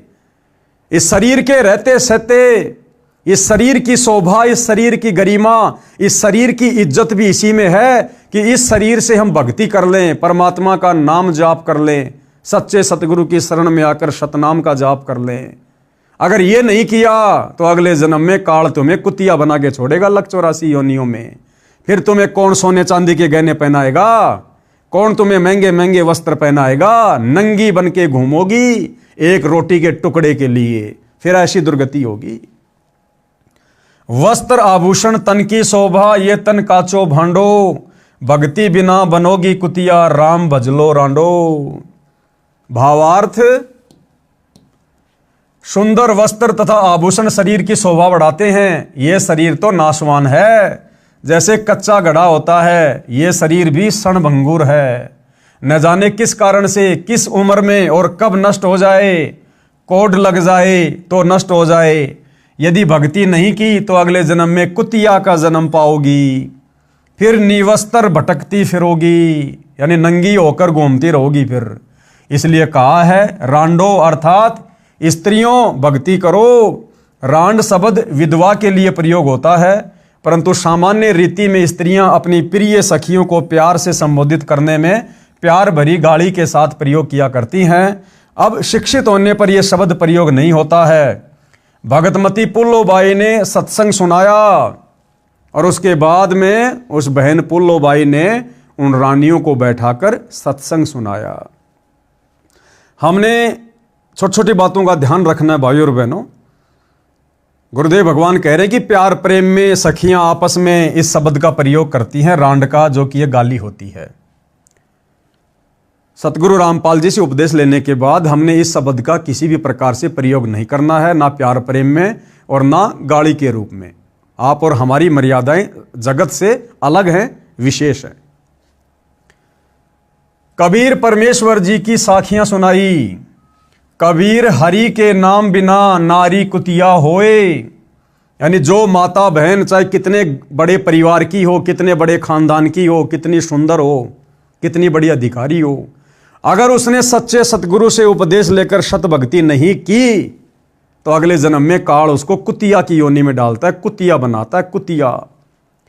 कबीर हरि के नाम बिना नारी कुतिया होए और गली गली भोकत फिरे, भाई टूक न डाले कोई। कबीर राम रटत कोडी बलो, चूचू पड़े जो चाम, और सुंदर शरीर किस काम का, जा मुख नाही नाम। आप कितने बड़े पहलवान हैं, कितने सुंदर हैं, यदि आपके पास में सच्चा नाम नहीं है, शास्त्र अनुकूल भक्ति सच्चे सतगुरु से लेकर आप नहीं कर रहे हैं, तो कहते हैं आपका जीवन व्यर्थ है, व्यर्थ। कबीर नहीं भरोसा देही का, विनस जाए छिनमाही। इस मिट्टी के शरीर का, इस देह का कोई भरोसा नहीं है, किस कारण से और कब और किस समय यह नष्ट हो जाए। विनस जाए छिनमाही, कहते हैं इसका एक ही यूज है, इसका एक ही इसका प्रयोग है। श्वास श्वास में नाम जपो और यतन कुछ नहीं। श्वास ऊं श्वास में नाम जपो, और ये श्वास ऊं श्वास का नाम आज इस पूरी पृथ्वी पर केवल सतगुरु रामपाल जी के पास है। कबीर श्वास ऊं श्वास में नाम जपो, व्यर्था श्वास मत खो, भाई ना जाने इस श्वास का आवण हो कि ना हो। क्यों? क्योंकि ये श्वासें परमात्मा ने हमें गिन कर दी है, काउंट करके दी है, उससे ज्यादा हम एक श्वास भी अपनी मर्जी से नहीं ले पाएंगे। तो जब तक शरीर में श्वास है, सच्चे सतगुरु की पहचान करके, और वे पहचान तो हो चुकी है, सच्चे सतगुरु ने आकर खुद अपनी पहचान बता दी है। लाखों भगत उनके अनुयायी बनकर अपनी श्वासों का सदुपयोग कर रहे हैं। ये उन लोगों के लिए शिक्षा है जो लोग अभी सतगुरु रामपाल जी के संपर्क में नहीं हैं, उनके सत्संग सुनकर उनके भक्ति मार्ग से नहीं जुड़े हैं। गरीब सर्व सोने की लंका थी, रावण से रणधीरम, भाई एक पलक में राज्य गया और जम के पड़े जंजीरम। परमात्मा हमें शिक्षा दे रहे कि नादानो, तुम तो ये छोटे मोटे 2-4 तोले के सोने के आभूषण पहनकर अपने आप को बहुत बड़े शहंशाह मान बैठे हो। कहते हैं लंका का राजा रावण, उसकी तो पूरी सोने की नगरी थी। रावण का महल गुरुदेव भगवान ने बताया सूक्ष्म वेद में 48 किलोमीटर ऊंची रावण के महल की सबसे ऊंची अटारी थी, 48 किलोमीटर। क्योंकि भैया 150 फुट तो उसकी हाइट थी, और कोई बड़ी बात नहीं है। उस समय सिद्धियां थी, सिद्धि शक्ति से वो अपने महलों में ऊपर नीचे आया जाया करते थे। क्योंकि रावण ने अपनी सिद्धि शक्ति से खुद भी उड़कर अपनी सेना को उड़ाकर और देवताओं के ऊपर धावा बोल दिया था। तो इसी प्रकार से वो सिद्धि शक्ति से अपने महल के ऊपर आया जाया करता था। जैसे आजकल लिफ्ट वगैरह लग गई है, उस समय सिद्धि शक्ति से आया जाया करते थे। तो रावण की तो 48 किलोमीटर ऊंची पूरी की पूरी लंका, उसका महल सोने का था, सोने का। कहते अंत समय में बिना भक्ति के वो एक सुई की नोक जितना सोना भी साथ नहीं ले जा सका, और अंत में कुत्ते वाली मौत हुई, दुर्गति से मरा वो बिना भक्ति के। तो आप और हमारी क्या औकात है कलयुग के जीवों की? आप और हमारे शरीर का इतना वजन नहीं है। इतना तो रावण एक बार में पेशाब कर दिया करता था, पेशाब। तो भाई और बहनों, आप और हमने इस मान बढ़ाई से, अहंकार से, दिखावे से दूर हटकर, और परमात्मा ने हमें जो दुनिया का सबसे अनमोल धन दे दिया, जो धन रावण के पास भी नहीं था, कंस के पास भी नहीं था, दुर्योधन के पास भी नहीं था। बड़े बड़े ऋषि मुनि महात्मा जंगलों में जा जाकर शरीर को गला गला के मर गए। बड़े बड़े साधु संत महात्मा ऋषि मुनि जंगलों में जा जाकर भक्ति कर करके शरीर को गला गला कर नष्ट हो गए। उनको भी ये धन नहीं मिला जो भक्ति रूपी धन, शास्त्र अनुकूल सत भक्ति रूपी धन आज सतगुरु रामपाल जी ने आप और हमें दे दिया। तो क्या मान बढ़ाई, क्या अहंकार, क्या दिखावा। अब तो अपनी आत्मा का कल्याण करवाना चाहिए, परमात्मा की भक्ति करनी चाहिए। सर्व सोने की लंका थी, रावण से रणधीरम, एक पलक में राज्य गया, जम के पड़े जंजीरम। गरीब मर्द गर्द में मिल गए, रावण से रणधीरम, कंस केश चानूर से हिरणाकुश बलबीरम। गरीब तेरी क्या बुनियाद है, जीव जन्म धर लेत, गरीब दास हरिनाम बिन खाली रह जा खेत। कि है नादान प्राणी, ये रावण, कंस, दुर्योधन, इनके आगे तेरी क्या औकात है। इनके पास तो सब कुछ था, इनके पास में तो बल भी था, धन भी था, सेना भी थी, सिद्धियां भी थी, और बिना भक्ति के अंत में इनकी भी कुत्ते वाली मौत हुई। फिर वर्तमान के कलयुग के इंसान, तेरे पास भला है क्या? ना तू शरीर में उनके जैसा, ना तू धन में उनके जैसा, ना तेरे पास कोई सिद्धियां हैं। फिर तू किस बात का अहंकार कर रहा है, घमंड कर रहा है? हाथ में 5,000 का चांदी का ब्रासलेट बनवा लिया, दिन में 10 बार हाथ के झटके मार मार लोगों को दिखा रहा है, 2-4 अंगूठियां बनवा ली हैं। एक छोटा सा चुटकुला है कि दिखावा कितनी बुरी चीज है। एक व्यक्ति अपने ससुराल चला गया, पुराने समय की बात है, और उस समय जब रिश्तेदार आते थे तो चावल के ऊपर चीनी वगैरह डाल के, बूरा ऊपर से देसी घी डाल के खिलाया जाया करता था। तो सास ने अपने दामाद को थाली में चावल डाल दिए, घी डाल दिया, शक्कर डाल दी, और वो खाने लगा। और जिस हाथ से खाना खाना था उसने उसी हाथ में सोने की अंगूठी पहन ली कि सासू माँ देखेगी, बड़ी खुश होगी कि दामाद जी तो बहुत ज़्यादा पैसे कमाते हैं, देखो सोने की अंगूठी पहन रखी है। तो सास को दिखाने के लिए उसी हाथ से चावल खाने लगा, उसी हाथ से। सास का ध्यान उधर गया नहीं। जब चावल खत्म हो गए तो सास ने कहा, जी चावल और डालूं? तो उसने उसी उंगली से इशारा किया कि यहां डालो, यहां। तो सास ने वहां डाल दिए, वो भी उसने खा लिए। फिर कहा सास ने, जी चावल और डालूं? उसने उसी उंगली से इशारा किया कि यहां डालो, यहां यहां। वो सोच रहा था कि सासू माँ मेरी उंगली को देखेगी तो प्रशंसा करेगी। सासू ने ध्यान नहीं दिया। ऐसा तकरीबन 4-5 बार हुआ। अंत में सासू की नजर गई उसकी उंगली पर, चमचमाती हुई सोने की अंगूठी पर। तो सासू ने कहा, हो दामाद जी ने लगता है नई सोने की अंगूठी बनवा ली। तो दामाद ने कहा कि हे सासू माँ, इस अंगूठी की प्रशंसा अगर तू पहले कर देती, पहले देख लेती, तो ना तो तेरे चावलों का नाश होता और ना मेरे पेट का सत्यानाश होता, दोनों का नुकसान हो गया। तो कहने का मतलब है भाई और बहनों, हमने ये व्यर्थ का दिखावा नहीं करना, इसमें केवल नुकसान ही नुकसान है। अब गुरुदेव भगवान ने इन वाणियों का क्या सरलार्थ किया है। कबीर परमेश्वर जी ने अध्यात्म का विधान बताया है, यानी परमात्मा का ये नियम है। कहा है कि जो स्त्री भक्ति नहीं करती वह अगले जन्म में कुतिया का जीवन प्राप्त करके गली गली भोंकती फिरती है। कोई उसको भोजन का टुकड़ा भी नहीं डालता। मानव जीवन में सब भोजन समय पर मिल रहा था, भक्ति ना करने से ये दशा होगी। फिर ये दुर्गति होती है उन बड़े बड़े घरानों की, बड़े बड़े परिवारों की बहन बेटियों की, जो सत्संगों में नहीं जाती, जो शास्त्र अनुकूल सत भक्ति नहीं करती। फिर आगे चलकर अगले जीवन में वो कुतिया बन के नंगी घूमती हैं, नंगी एक रोटी के टुकड़े के लिए टकटकी लगा के बैठी रहती हैं। परमात्मा की भक्ति कुष्ठ रोगी क्या होता है? जिसके शरीर की खाल भी कट कट कर गिर रही है, उससे रक्त निकल कर गिर रहा है। कहते अगर ऐसा व्यक्ति भी परमात्मा की भक्ति करता है तो बहुत अच्छा है। भक्ति करने से उसका कुष्ठ रोग भी ठीक हो जाएगा और उसका भविष्य भी उज्जवल होगा।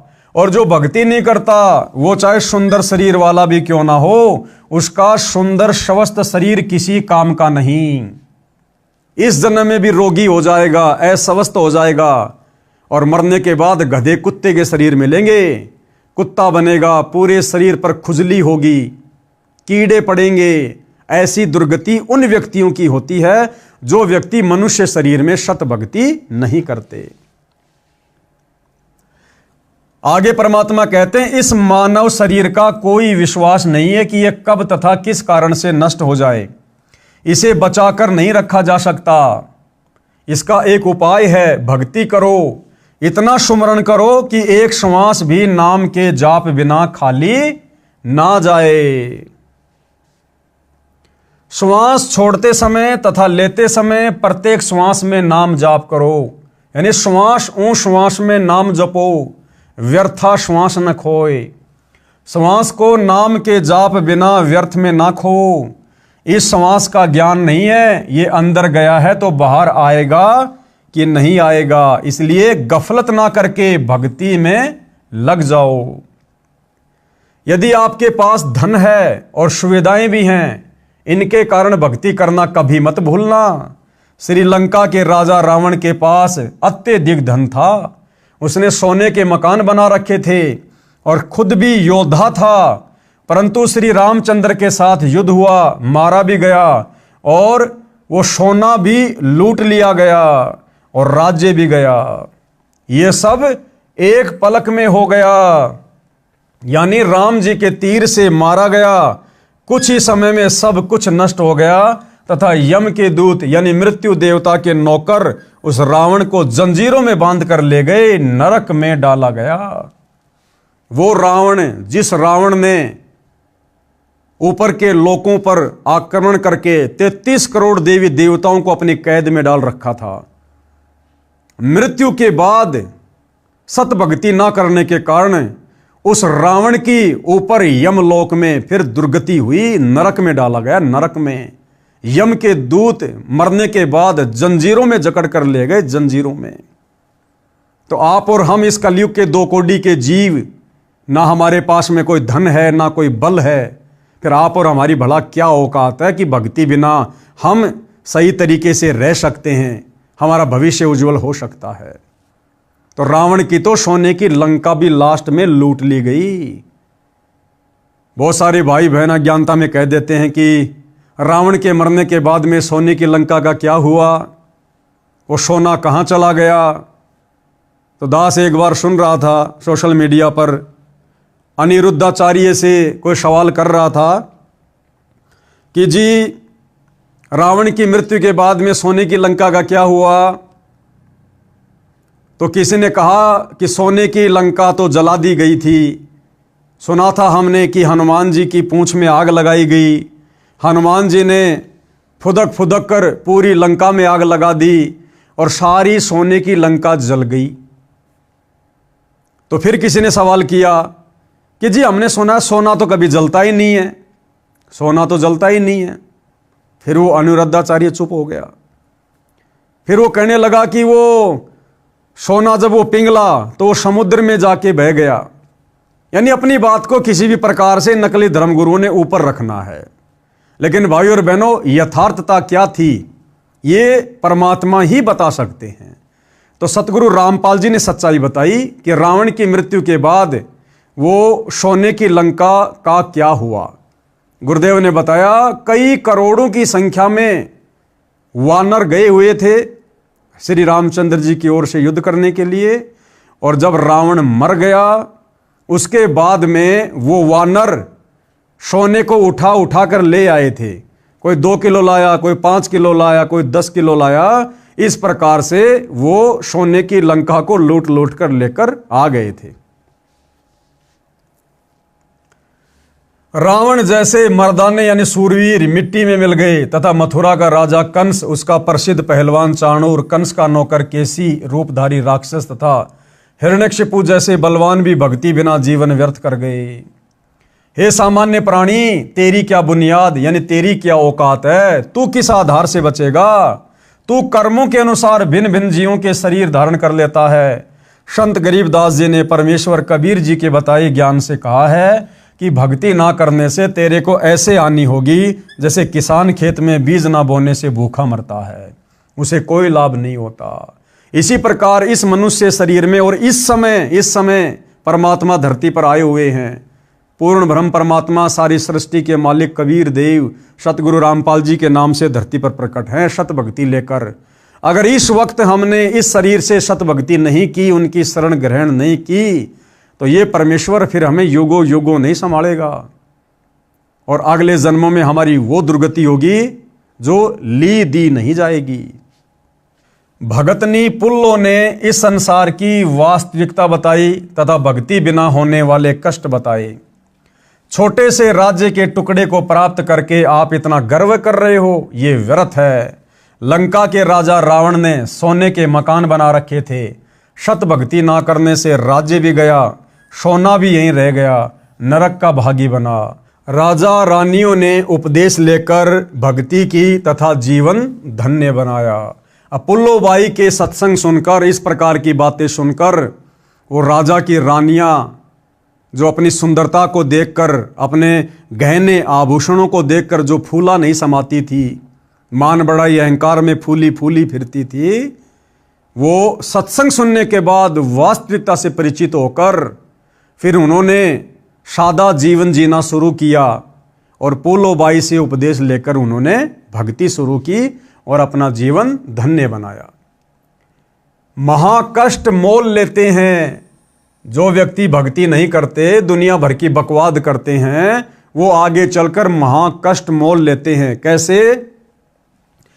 एक व्यक्ति ने दीक्षा लेने के बाद बताया कि मेरे साले ने लड़की का रिश्ता करना था, लगभग 10 लाख के सोने के आभूषण बनवाए, कीमती सामान, कपड़े, फ्रिज, एसी, मोटरसाइकिल, सिलाई की मशीन आदि लाकर रखे, जो कानून से बचने के लिए लड़के वालों के घर विवाह से 1 महीना पहले देकर आने थे, क्योंकि विवाह के समय नहीं ले दे सकते, कानूनी गलत है, यानी कानून के आधार से दहेज लेना देना गलत है। इसलिए वो बचने के लिए और सारा का सारा सामान इकट्ठा करके ले आया और वो सामान उसने महीने भर पहले लड़के वाले के घर पर पहुंचाने थे। जिस दिन भेजने थे उसी रात्रि में 10-12 व्यक्ति आए, 4 व्हीलर लेकर गया था, सारा सामान लाद कर ले गए, यानी चोर आए और सारा सामान निकाल कर ले गए। घर वालों ने सोचा कि मंगतराम यानी साले का नाम सामान लेकर जा रहा है, सब सोते रहे। सुबह मंगतराम उठा तो घर खाली था, पता चला तो पेट पकड़कर बैठ गया, भेद भी नहीं लगा। घर गांव से बाहर की ओर था, गांव का अंतिम घर था, कर्ज लिया, इतना ही सामान फिर लाया, हाथों हाथ आगे पहुंचाया। ये गलत रीति रिवाज के कारण महाकष्ट मोल ले रखा है। ऐसी ऐसी अनेकों घटनाएं होती हैं। ये दुख सब पुराने रीति रिवाजों परंपराओं की देन है। यानी आज व्यक्ति जो इतना दुखी है सामाजिक लेन देन में परंपराओं के कारण, ये सब क्यों है? ये पुरानी परंपराएं जो अज्ञानता में हमारे पूर्वजों ने देखा देखी में, भेड़ चाल में अपने ऊपर लागू कर रखी थी।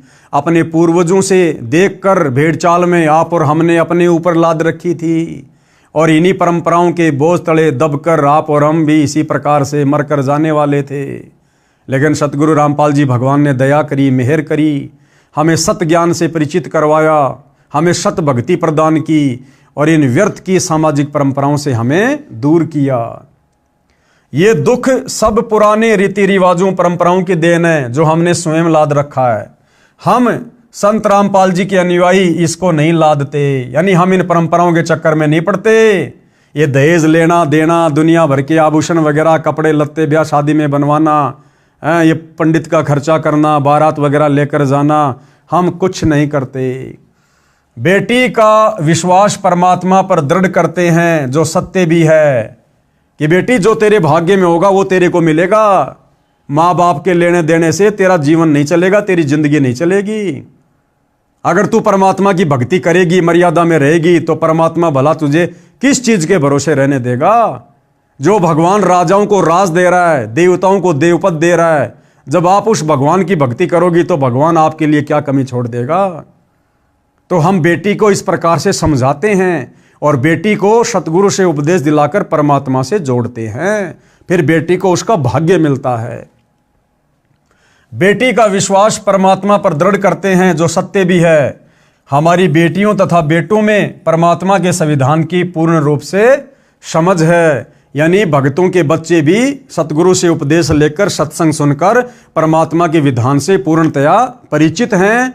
ना भगत का बेटा शादी के समय डिमांड करता है और ना ही बेटी का बाप रमेणी यानी शादी के समय 1 रुपया लड़के वाले को देता है और दोनों खुश रहते हैं। संत गरीबदास जी गांव छुडानी जिला झज्जर हरियाणा वाले ने कहा है, तुमने उस दरगाह का महल नहीं देखा, धर्म राय के तिल तिल का लेखा।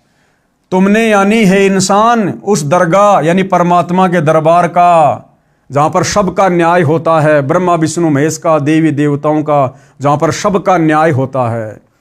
कहते तुमने उस भगवान का दरबार नहीं देखा, वहां पर तिल तिल का लेखा है। अगर किसी से व्यर्थ में लिया, किसी को व्यर्थ में दिया, वो चाहे किसी परंपरा के तहत हो, चाहे किसी रिवाज के तहत हो, कहते हैं वो चुकाना पड़ेगा अगले जन्मों में।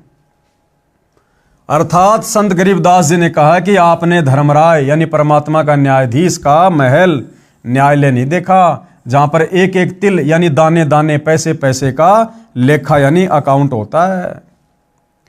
एक कथा जो सब शंकाओं का समाधान कर देगी। अब इसी विषय पर गुरुदेव भगवान हमें एक कथा सुना रहे हैं। एक लेवा एक देवा दूतम, कोई किसी का पिता न पूतम।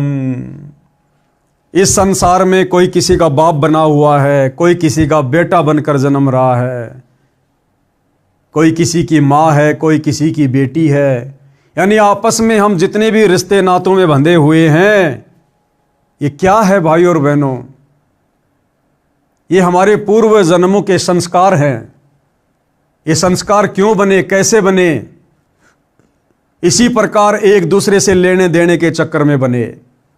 किसी का हमने खा लिया, किसी ने हमारा खा लिया, और ये सोचकर निश्चिंत बैठे थे कि बस कुछ नहीं होगा। लेकिन तुमने उस दरगाह का महल नहीं देखा, धर्मराय के तिल तिल का लेखा। वो पिछले जन्म का चढ़ाया हुआ ऋण आज वर्तमान में हम एक दूसरे के रिश्तेदार बनकर हम उसको पूरा करने में लगे हुए हैं। हमने जिसका पूर्व जन्मों में हड़पा था, खाया था, लेकर दिया नहीं, आज हम उसका चुका रहे हैं। आज वो दामाद बनकर लेकर जा रहा है, दहेज लेकर जा रहा है, साथ में बेटी लेकर जा रहा है। और जिसने हमारा पिछले जन्म में खाया था, आज वो हमारा ससुर बनकर बेटी भी देगा और धन भी देगा। तो क्यों ना हम इन संस्कारों को ही खत्म कर दें। अगर हम वर्तमान में कोई लेन देन इस प्रकार का करेंगे नहीं जो हमारे ऊपर ऋण का कारण बने, तो अगले जन्मों में फिर हम चुकाएंगे किसका? और तभी हम भक्ति करके यहां से मुक्त हो सकते हैं। तो इस विषय पर गुरुदेव भगवान एक कथा सुना रहे हैं। एक लेवा एक देवा दूतम, कोई किसी का पिता न पूतम। एक किसान के घर एक पुत्र उत्पन्न हुआ। पुत्र 8 वर्ष का हुआ तो पत्नी की मृत्यु हो गई।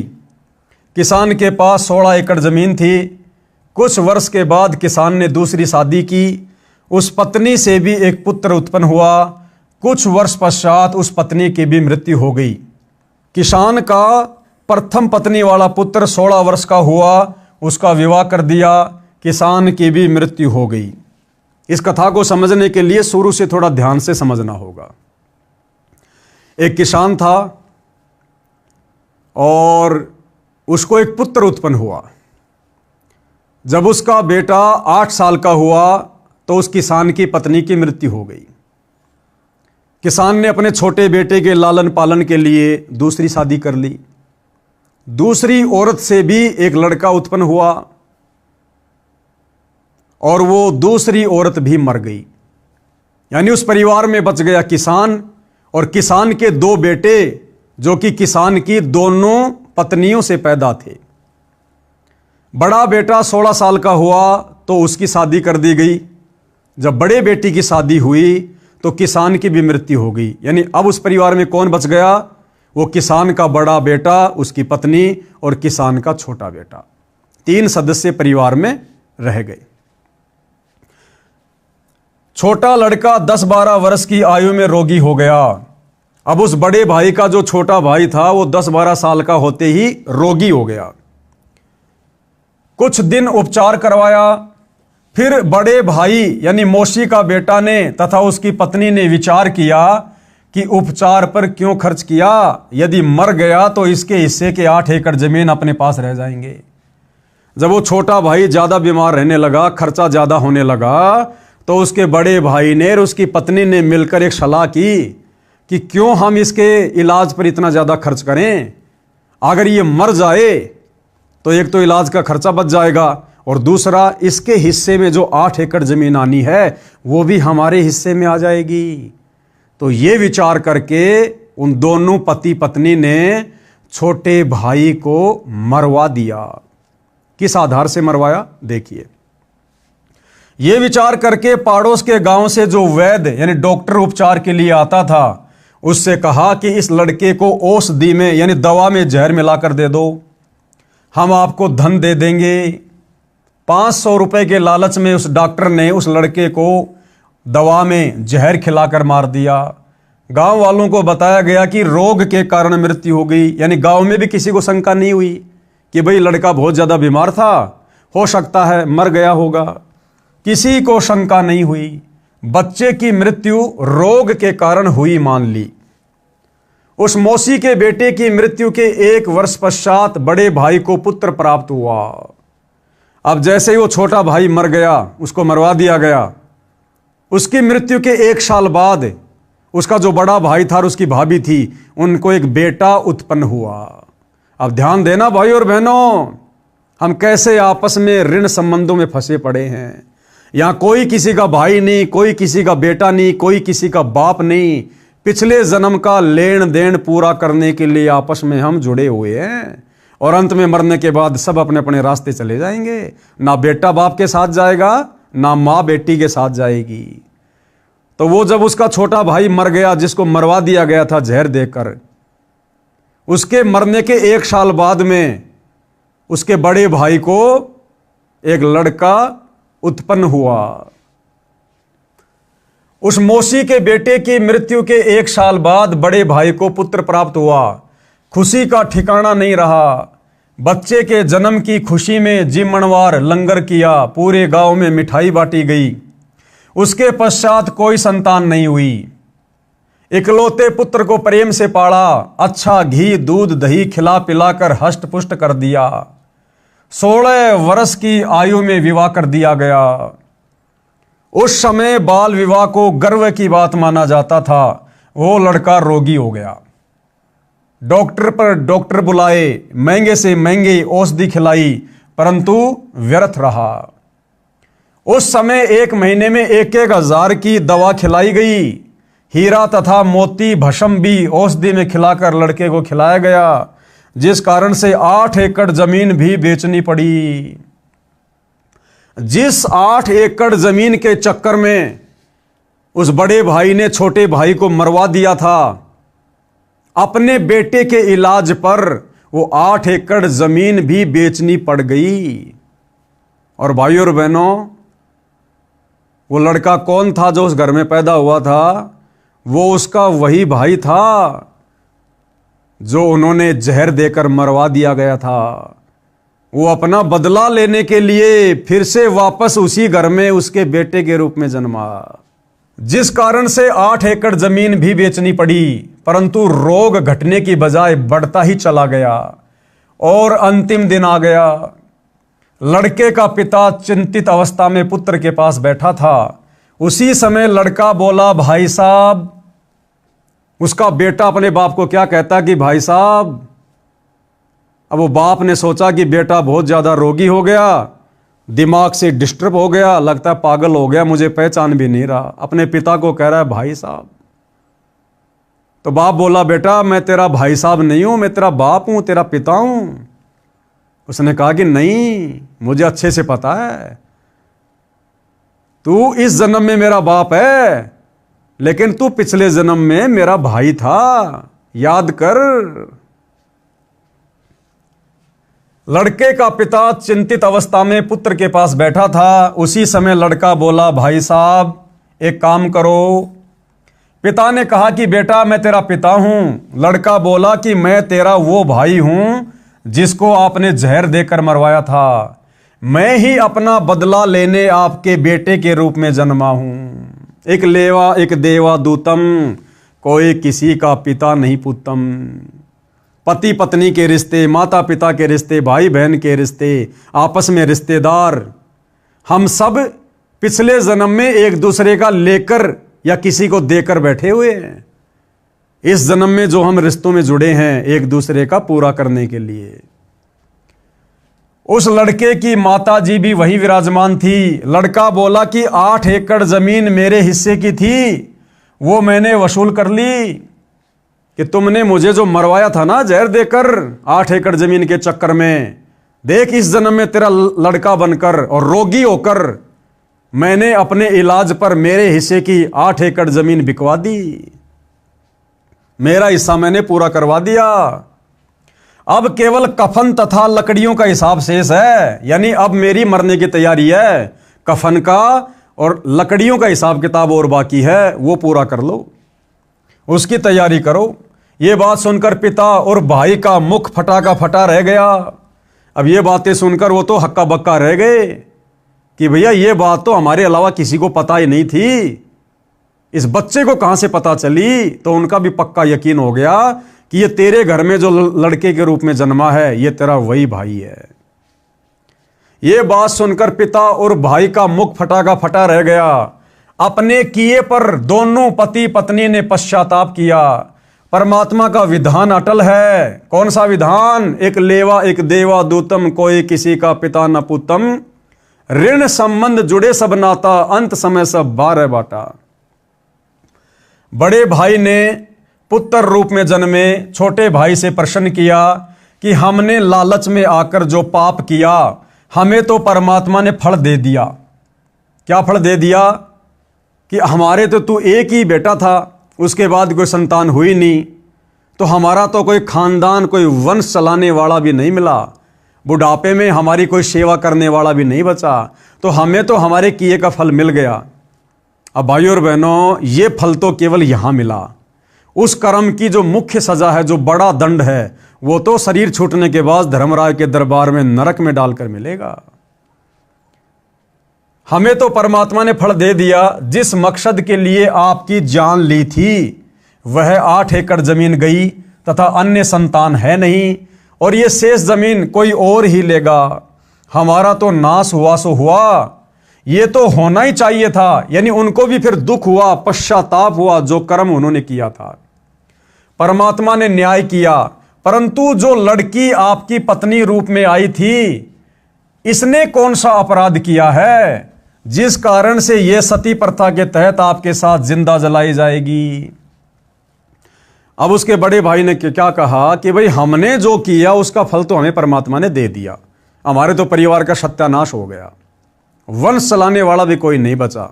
8 एकड़ जमीन जिसके लिए तेरे को मरवाया था वो तेरे इलाज पर खर्च हो गई। 8 एकड़ हमारे हिस्से की, हमारे संतान है नहीं, तेरे मरने के बाद भाई बंधु खाएंगे पिएंगे उसको। लेकिन एक बात बता, हमने जो किया उसकी सजा तो हमें भगवान ने दे दी, लेकिन भाई तेरी शादी करके जो ये लड़की घर में आई हुई है, अब तेरे मरने के बाद में सती प्रथा के तहत इसको भी तेरी चिता पर जिंदा जलाया जाएगा।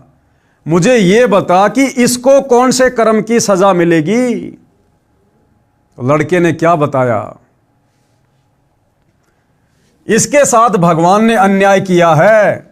छोटा भाई उर्फ बेटा बोला कि मेरी मौत के 2 वर्ष पश्चात वो डॉक्टर भी मर गया था जिसने मुझे 500 रुपए के लालच में जहर देकर मारा था। ये पत्नी वही डॉक्टर वाली आत्मा है। अब इसको वो फल मिलेगा कि जिस डॉक्टर ने 500 रुपए के लालच में आकर और मुझे दवा में जहर देकर मारा था ना, मेरी पत्नी के रूप में वही डॉक्टर वाली आत्मा आई हुई है।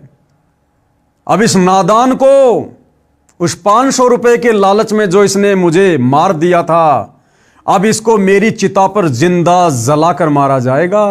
तुमने उस दरगाह का महल नहीं देखा, धर्मराज के तिल तिल का लेखा। अब ये जिंदा जलाई जाएगी। उस समय सती प्रथा जोरों पर थी। पति की मृत्यु के बाद पत्नी को जिंदा उसी चिता में जलाया जाता था। अब समझाना क्या चाहते हैं भाई और बहनों हमें गुरुदेव भगवान? प्रिय पाठ को विचार करो, परमात्मा की दृष्टि से कुछ नहीं छुपा है। जैसा करेगा वैसा भरना पड़ेगा। प्रत्येक परिवार इसी प्रकार संस्कार के कारण एक दूसरे से जुड़ा है। कोई पूर्व जन्म का कर्ज उतारने के लिए जन्मा है तो कोई पूर्व जन्म का कर्ज लेने के लिए जन्मा है। अनेकों उदाहरण है। कैसे? पिता ने लड़के को पढ़ाया, शादी से 2 दिन पहले दुर्घटनाग्रस्त होकर मर गया। वह अपना कर्ज पिता से लेने आया था। बेटा जवान हुआ, कार्य करके निर्वाह करने लगा। पिता रोगी हो गया, लाखों रुपए लगे, व्यर्थ रहे और मर गया। ये पिता पिछले जन्म का कर्ज लेने आया था, कुछ देने आया था। लड़की का विवाह किया, 2 साल के बाद लड़की मर गई, बहुत दहेज दिया था। वह दामाद पूर्व जन्म के ऋण के बदले में लड़की भी ले गया और धन भी ले गया। वर्तमान में जो किसी के साथ धोखा करके धन हड़प लेते हैं, वह धन अगले जन्म में दामाद बनकर वसूलेगा। परमात्मा का अटल विधान है, बुद्धिमान को संकेत ही पर्याप्त है। यानी समझदार भाई बहनों को तो संकेत ही पर्याप्त है। अपना मेहनत करके खाओ, नेक नीति ईमानदारी से खाओ। व्यर्थ में शादी विवाह में दहेज वगैरह लेना देना बंद कर दो, अन्यथा तुमने उस दरगाह का महल नहीं देखा, धर्मराज के तिल तिल का लेखा। रिश्वत लेना देना, चोरी ठगी काला बाजारी मिलावट करना छोड़ दो। ये चुकाना पड़ेगा यहीं भी और अगले जन्म में भी। गधा कुत्ता शुअर बनकर उस व्यक्ति के घर में बैल बनकर आएगा, ऊंट बनकर आएगा, सारा दिन खेत में काम करेगा, वो चुकाना पड़ेगा। किसी के घर में भैंस बनकर जन्मेगा, किसी का गधा बनकर जन्मेगा, सारा दिन मिट्टी ढोएगा, वो पिछले जन्म का कर्जा पशु योनि में भी चुकाना पड़ेगा। तो समझदार व्यक्ति कभी ऐसी आपत्ति मोल नहीं लेता। उपरोक्त केवल कथा नहीं है, यह हकीकत है। कोई ये कहता है कि ये तो डराने के लिए कथा बनाई है, किसने देखा है क्या होगा। तो गुरुदेव कह रहे हैं जैसे चोर को कोई व्यक्ति समझाते हैं कि भाई चोरी मत किया कर, जब पकड़ा जाएगा तो पहले तो जनता पिटाई करेगी, फिर पुलिस पीटेगी और जेल में भी कष्ट उठाना पड़ेगा। अब यदि कोई कहे कि ये तो चोर को डराने के लिए कहा है, किसने देखा है कि आगे क्या होगा। तो गुरुदेव क्या कह रहे हैं, विचार करो कि चोर को सच्चाई से अवगत करवाकर डराया है और सच्चाई भी है। अब यह बात कहकर चोर को डरा भी दिया, अगर वो डर जाएगा, चोरी छोड़ देगा तो बच जाएगा। और यह हकीकत भी है, चोर पकड़ा जाएगा तो फिर क्या क्या होता है। तो भैया यदि हमें परमात्मा के विधान का ज्ञान नहीं है तो क्या परमात्मा का विधान बदल जाएगा? ये तो महापुरुषों ने बताया है, शास्त्रों में लिखा हुआ है, हमारी आंखों के सामने ऐसी घटनाएं आए दिन घटित हो रही हैं। अरे हम इंसान हैं, बड़ा अच्छा खाते हैं पीते हैं, मौज मस्ती से परिवार में रहते हैं, गर्मी सर्दी से मकान बनाकर अपना बचाव कर रखा है। और ये दुनिया भर के जंगली जानवर, क्या उनको दुख नहीं होता? क्या उनको ठंड में ठंड नहीं लगती? क्या गर्मियों में गर्मी नहीं लगती? क्या जानवरों को, पशु पक्षियों को भूख नहीं लगती, प्यास नहीं लगती? क्या उनकी डंडों से पिटाई होती है तो क्या उनको दर्द नहीं होता? क्या उनके पैरों में कांटे चुभने से दर्द नहीं होता? वो इतना कष्ट क्यों उठा रहे हैं? एक ऊंट एक बैल सारा दिन खेत में हल में जुतकर क्यों इतना कष्ट उठा रहा है? क्यों उसके नाक में रस्सा डालकर खींचा जाता है? हमारे नाक का बाल भी उखाड़ दिया जाए तो कितना दर्द होता है। उस ऊंट के बैल के नाक में तो छेद किया जाता है और रस्सी से खींच खींच के उसको चलाया जाता है। कितनी पीड़ा होती होगी, क्यों हो रही है? वो पिछले जन्म का कर्जदार, उसने उस किसान का पिछले जन्म में पैसा लेकर दिया नहीं, या पिछले जन्म में उसने दहेज लिया था, इस जन्म में अपने ससुर का पैसा, वो ससुर बन गया किसान, दामाद बन गया ऊंट, और ऊंट बनकर खेत में मेहनत करके पिछली बार जो सामान ले गया था दहेज में, अब वो खेत में हल में जुतकर और अपना पुराना हिसाब किताब चूकता कर रहा है। तो भैया परमात्मा सब देख रहा है। परमात्मा के दरबार में कभी अन्याय नहीं होता, वहां केवल न्याय होता है। यहां तो हम 100 प्रकार के तरीके अपनाकर बच जाते हैं, लेकिन परमात्मा के दरबार में उसके संविधान से नहीं बच सकते। यदि चोर सच्चाई से डरकर चोरी करना त्याग देगा तो उसकी भलाई है। यदि कहेगा कि किसने देखा है आगे क्या होता है, देखा जाएगा, उसके बाद वह सब गुजरेगी जो पहले बताई गई थी।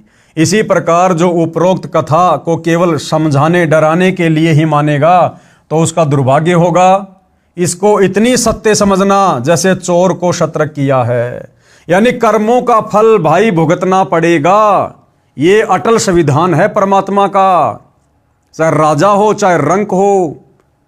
और इन कर्मों के फल से यदि आप बचना चाहते हैं, अपना बचाव करना चाहते हैं, तो भाई वर्तमान में सुनहरा अवसर है।